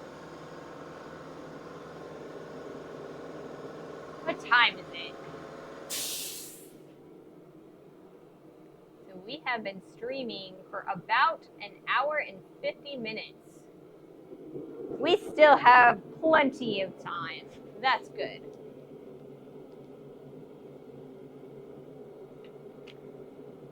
So the goal is to get this to the point, or for the goal for today is to get this hardy tool to the point where I can actually start putting it into the hardy hole.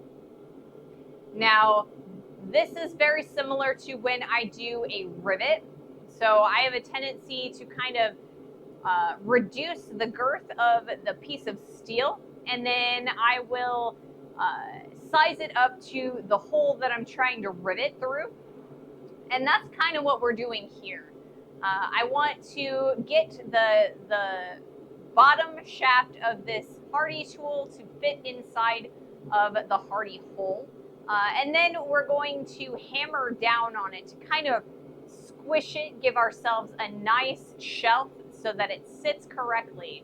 And then we will start working on that wedge.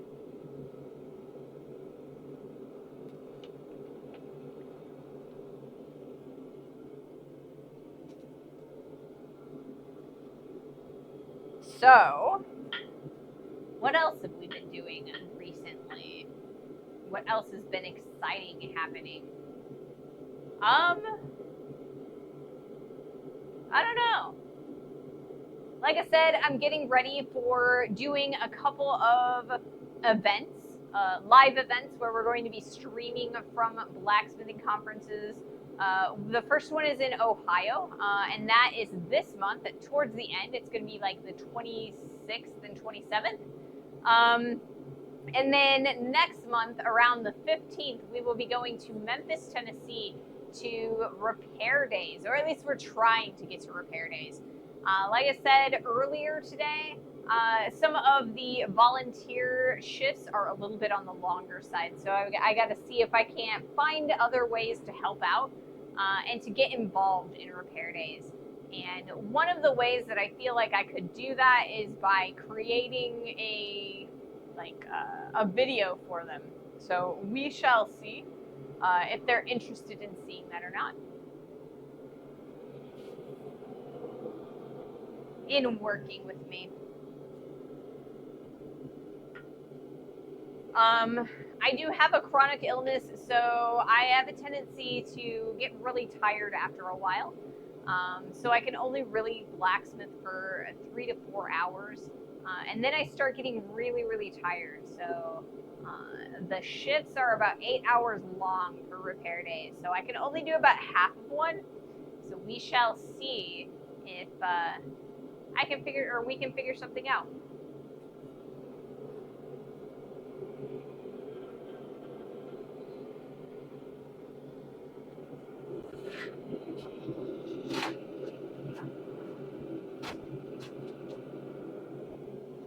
All right, so I'm going to do a couple more heats over at the press, and then I'm going to bring the steel over to the anvil, and we're going to do a little bit of hand hammering. Kind of shore up our sides, make sure that they're nice and tidy and flat, parallel to one another, and then we'll start looking at the hardy hole and seeing what we can do to make sure that the shaft will fit into the hole.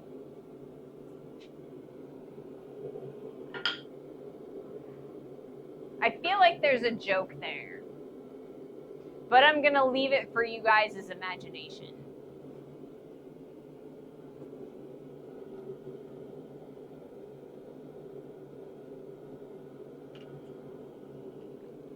All right, I'm gonna check my clips real fast.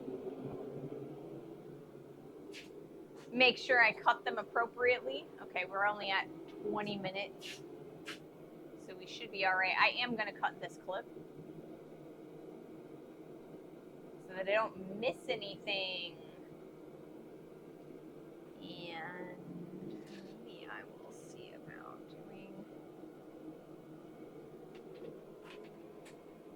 something closer to that.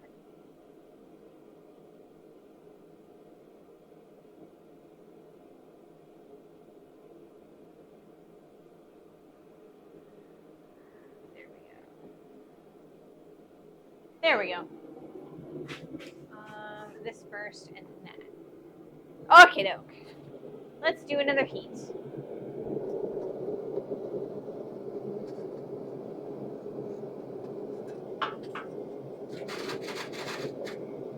Or we can fight with the forge. That also works.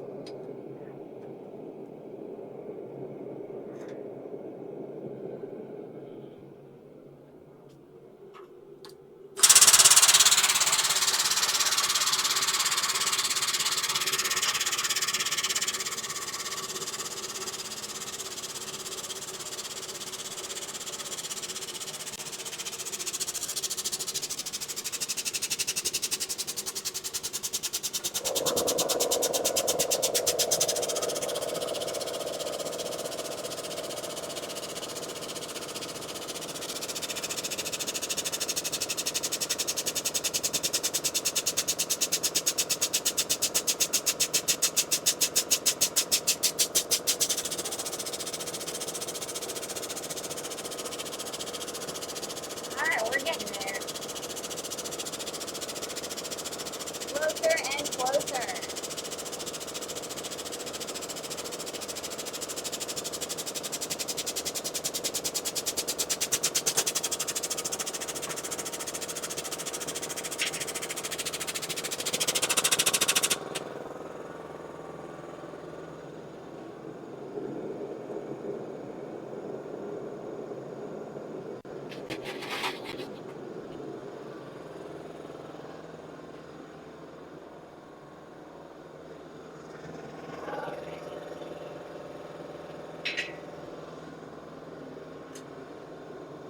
So today is a holiday in the United States. It is Labor Day. So we celebrate all of our unions and our laborers on this day. So if you are a union member or a laborer of any kind, happy Labor Day, you know? And I hope you're having a good Labor Day weekend if you are from the United States. I think a lot of you are from Europe, though. A lot of people who watch Kiri's stream are European.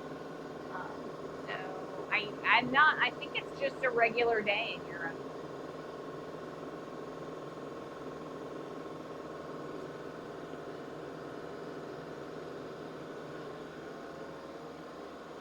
It is. See, I figured it was. There was a part of me that's like, it's a holiday. I'm just going to cancel stream. But then I was like, you know what? A lot of my audience is European, and I don't think it is a holiday today. So do you guys have a holiday that celebrates like unions and laborers and things like that? Or is that just like a US thing?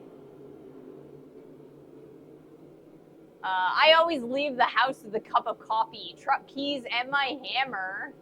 Welcome to the stream, Dirty. Just a very normal Monday. And German Labor Day is in May. 1st of May. Interesting. I think in May, in the United States, we have like Mother's Day and May Day, which is like May 1st, but we don't really celebrate May Day necessarily anymore. It's like a spring celebration. You're supposed to like pick a bunch of flowers and go to your elderly neighbors and like leave them on their front door. I don't know. I don't feel like kids do that these days. Memorial Day. Yes, Memorial Day. I forgot about Memorial Day. That's probably a bad thing. Today is Labor Day in Canada, so naturally I took the opportunity to work on some projects uninterrupted and stream. Yes. That is see, holidays are a great time to get some blacksmithing done if it is your hobby. And streaming, you know. Holidays are great days to do hobby stuff.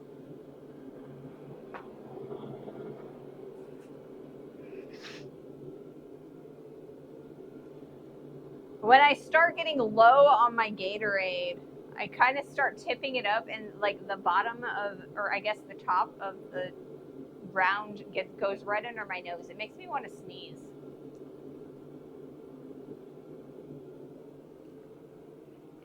May Day happens in some small towns around here anyway. Questions. Are holidays in the U.S. paid? It depends on where you work. Some places will pay you for holidays and some places will not. Yeah. So, you know, part of why we have Labor Day is, you know, labor unions and things like that. Labor unions often give you paid holidays. So, no.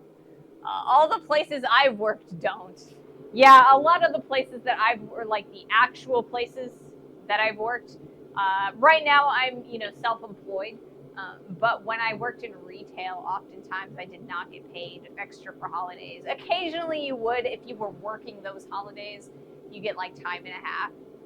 And then when I worked at the jewelry store, I did get paid for holidays. So we got paid time off and all of that. But I was full-time there. I think that's really my only, like, you know, full-time adult job aside from being self-employed as a blacksmith. If it ain't mandatory, it ain't so. Yeah. Yes, it's very much the case here in the U.S. All right, so we're gonna work on the press one more time, and then we're gonna come over here to the anvil, and we're gonna start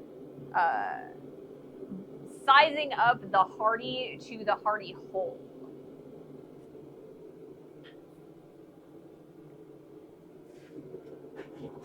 So let's see if I can pull this out without burning myself again.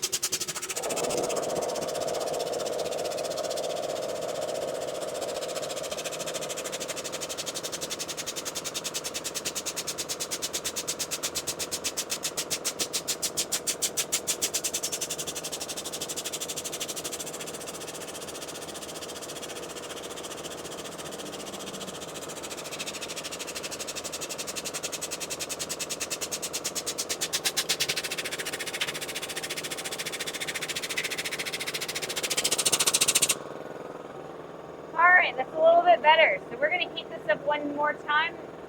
We're going to go over to the hardy hole and size this guy up. I will be moving the camera.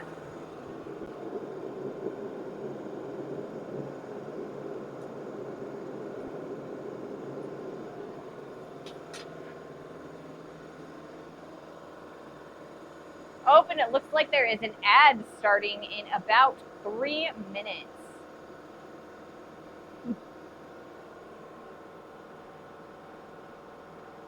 We could use that dangerous substance, but on the other hand, the replacement cost is double as much.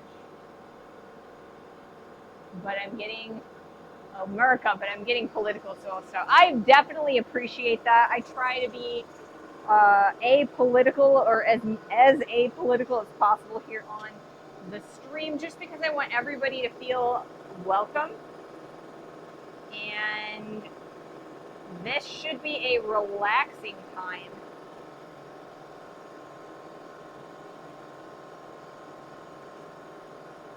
Not full of politics.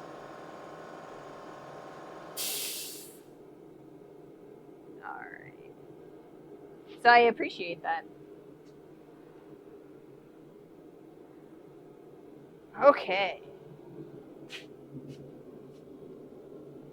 Is the camera in the... I don't think the camera's in the shot. I think that we're safe. I'm pretty sure we are. Awesome. So yeah, we are going to be sizing up the hardy hole. Actually, you know what? Let me readjust my camera one more time so that the hardy hole is actually like there, and you guys can kind of see the hardy. Is it not working the way I want it to?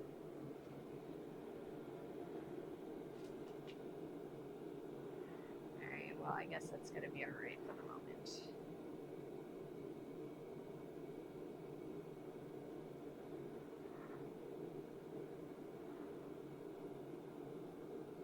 I think I have this camera on this tripod plate upside down, or backwards, I guess, because I have, like, the plate is supposed to, or the tripod is supposed to, like, bend really far down, but it's not bending that far down right now.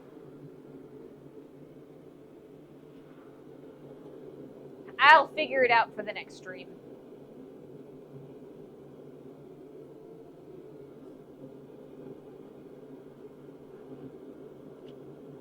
So we've got about another half an hour left in today's stream. So we will keep on keeping on and see how far we can get.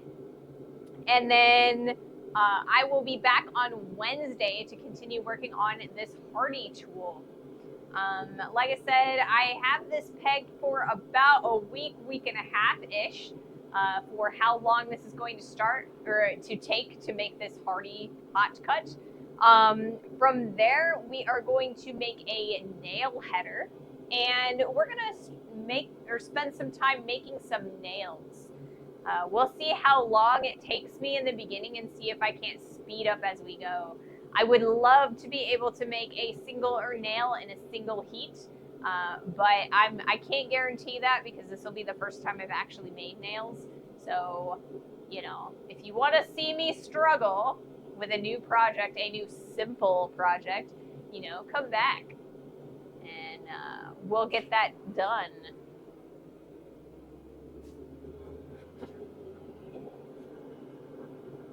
But the more of something that you make, the easier it gets and the quicker you get. So if I can set everything up, I feel like I should be able to make some nails in one heat. It's content. It is content. Ooh, a nail header. I'll be curious to see how to make that. I don't think my nail header is going to be that interesting, but maybe it will be. I don't know. But yeah, so we are currently on ad time. This will be, I hope this will be the last ad that we get through this stream. We should have one more that wants to go, but I'll probably delay that. I do, like I said, we got about a half an hour left in the stream.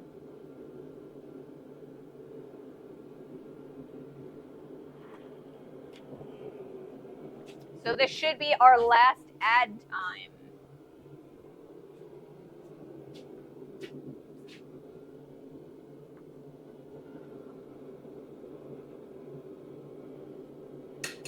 So I'm really hoping that these tongs work correctly and it won't be all spinny when I come over here to the anvil, because the anvil is the place where spinning metal is the least helpful. I mean, it's never amazingly helpful to have your tongs not be able to hold your metal securely, but, you know, at the anvil is a great place to, you know, flip the steel and drop it on the floor.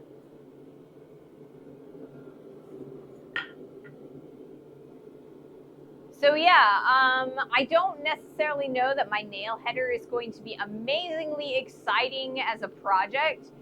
It's basically, I have a piece of thick sheet. We're going to cut it into shape and then drill a hole in it.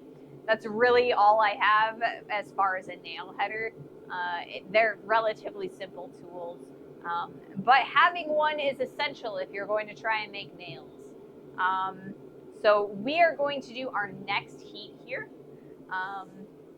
And see what we can see. I think I'm going to put this over here so that you can definitely see.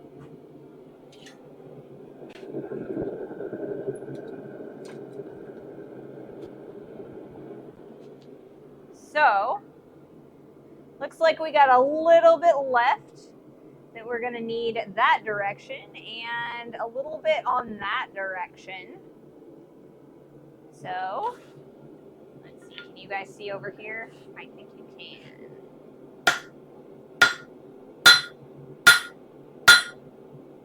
Oh, we're moving. I was afraid of that.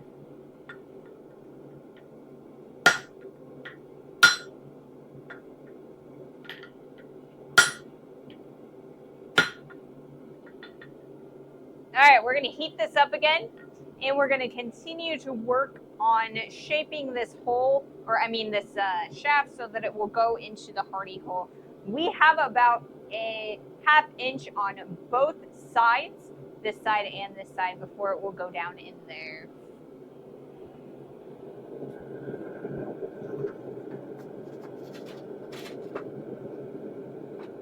We'll need to get this real nice and hot.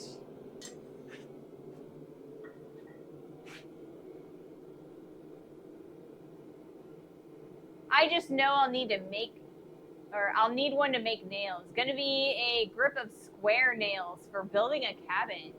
Ooh, that sounds like fun. Building a cabin. I'm not amazingly good at woodworking, so I applaud you for attempting something that complicated. And I know that, like, all in all, a log cabin isn't that big of a, like, stretch for a skilled woodworker, but for me, that would be next to impossible. I tried at one point to build a shed, and I just framed it up, and it was like so rickety. I was afraid that it was going to fall down in a strong wind. I'm just lousy at woodworking. It's the old adage of measure twice, cut once. I'm not patient enough to do that, so I am constantly cutting things to the wrong size and having to redo and correct. So it's not cool. One of these days, you know, if I actually put my mind to it, I'll practice it, and, you know, practice makes perfect. So it's like the more you do something, the better you get at it. It's just that woodworking is not one of those things that I feel the need to practice, or I guess not the need necessarily, but I don't feel the desire to practice maybe. I used to do a lot of furniture, and I would make wood tops for like tables and desks and chairs and benches and things like that. And I always ended up having to do them twice. So I promised myself when I started making money doing it that I would hire myself a woodworker to be like my partner. And they can do all the woodworking stuff, and then I can do all of the metal stuff. I worked as a carpenter for a bit. It's kind of skills that you tend to remember, like riding a bike. Well, I'm glad that you have the skills. I definitely do not. Like I said, it's just not something that I've ever practiced. And I'm sure that I could get good at it if I, you know, put my mind to it. But, you know, right now I'm just, you know, I'm learning a lot of other things, like how to move my cameras and how to edit videos and things like that. So it is not necessarily on my list, I guess, of things to make time for.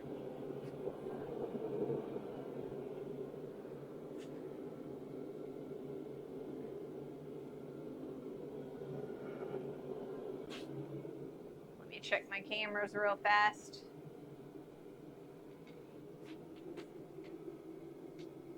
And while I'm at it, we're going to move our angle because I want to make sure that everything looks interesting. It smells like someone is grilling outside, like burgers or something, or charcoal or something. It's definitely not anything in this shop.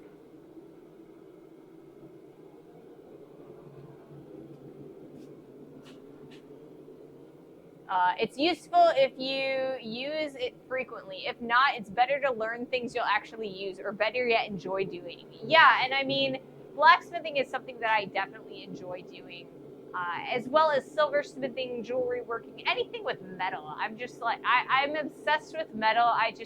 You know, wood is just something that has to be there too, I guess. Yeah, I don't know why, but it smells like charcoal, like grilling charcoal. Maybe someone's having a party out there. All right, we're gonna do another heat. And I think I'm gonna put you guys there, or me there. I don't know why I say you guys, because it's me that I'm putting there. I'm gonna put myself there.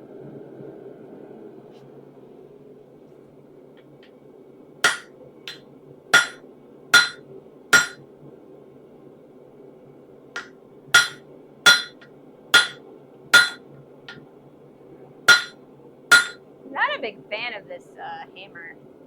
It's a little on the little side. And these tongs are worse for the moment. All right.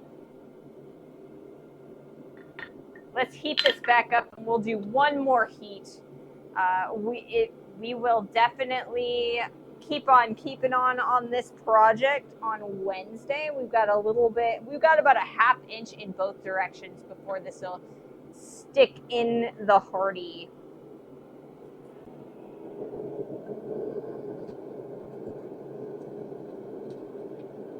I don't think that I allowed it to heat up enough that time. That's probably what's going on there. Let me get a bigger hammer. Bigger hammer, move bigger metal. We'll try this guy. Ooh, it's got a nicer, shinier head. That's good.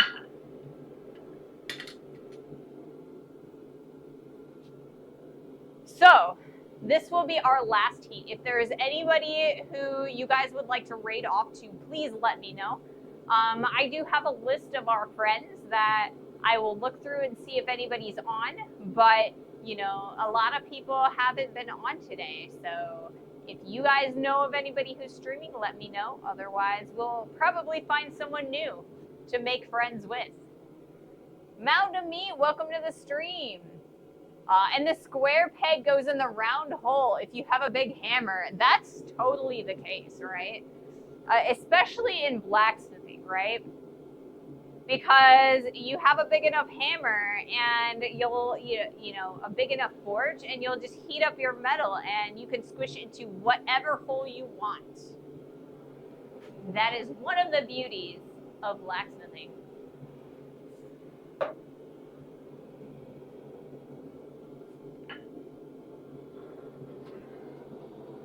Gotta wait for this piece to get all nice and hot for us.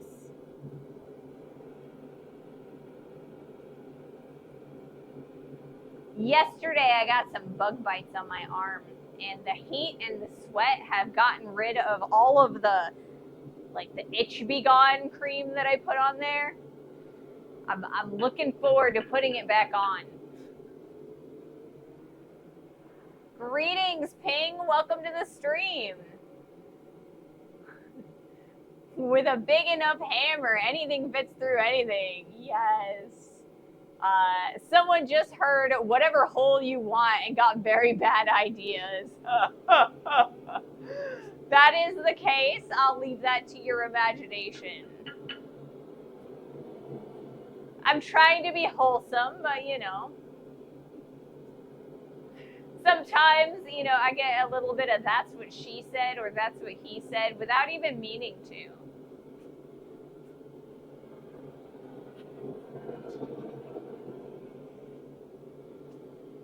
So, Ping, I hope you've had a great day so far.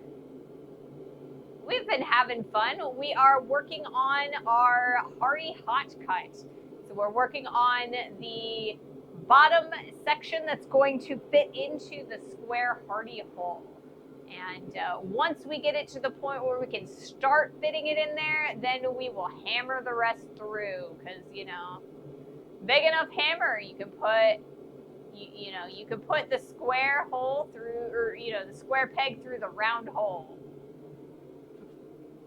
Yep, last day of vacation. It's been great. Well, I am glad that you've had a lot of fun on your vacation.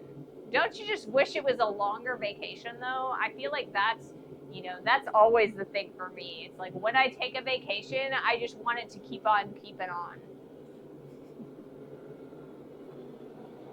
That's why I hardly ever take vacations. I got to keep on working so that I don't, you know, I don't stop working and just never pick it up again.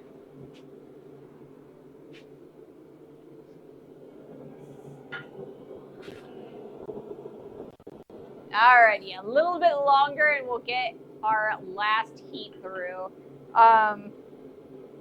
So like I said, if there's anybody you'd like to raid, let me know.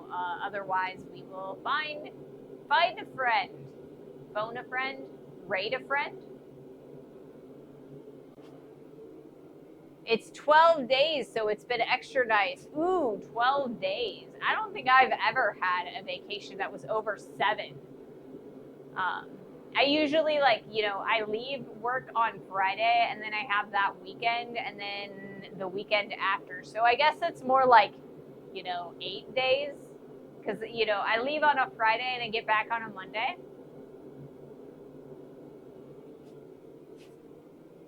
Recommended. I'll bet. I'll have to try that sometime. Alrighty, we're gonna do our last heat before we raid off.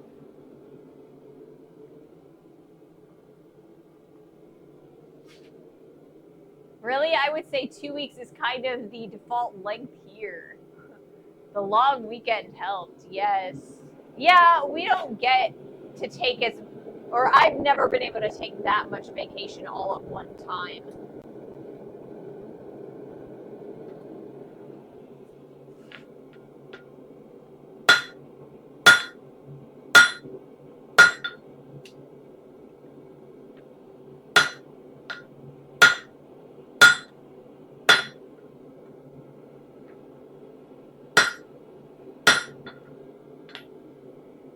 Ouch. Woohoo, flippy, flippy. Let's see if I can't pick this up this direction, and it might work a little bit better.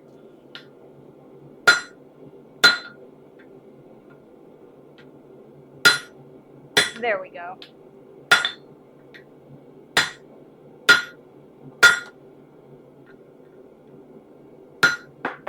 And there it went. Okay, doke. I think that's it for today. So thank you all so much for joining me. I hope you had fun. I sure had a lot of fun. Alright, I gotta roll out. Dinner with my grandmother, and I am desperate need of a shower first. Catch you all later. We'll catch you later, Carstairs. Thank you so much. You guys have an amazing rest of your day as well. And I will see you guys on Wednesday. Thank you so much for joining me. Let's see, who is available to raid today?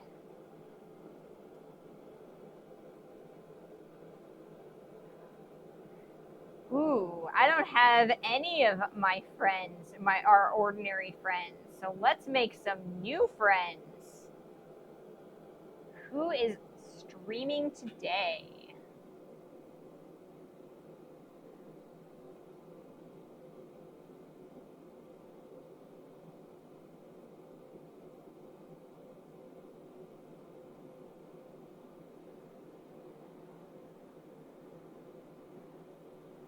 Ooh, it's a mechanic. The Midnight Mechanic. Let's go here. That's pretty workshoppy.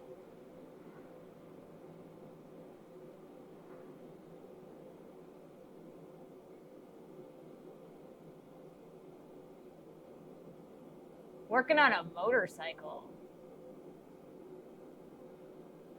J.K. Nudson.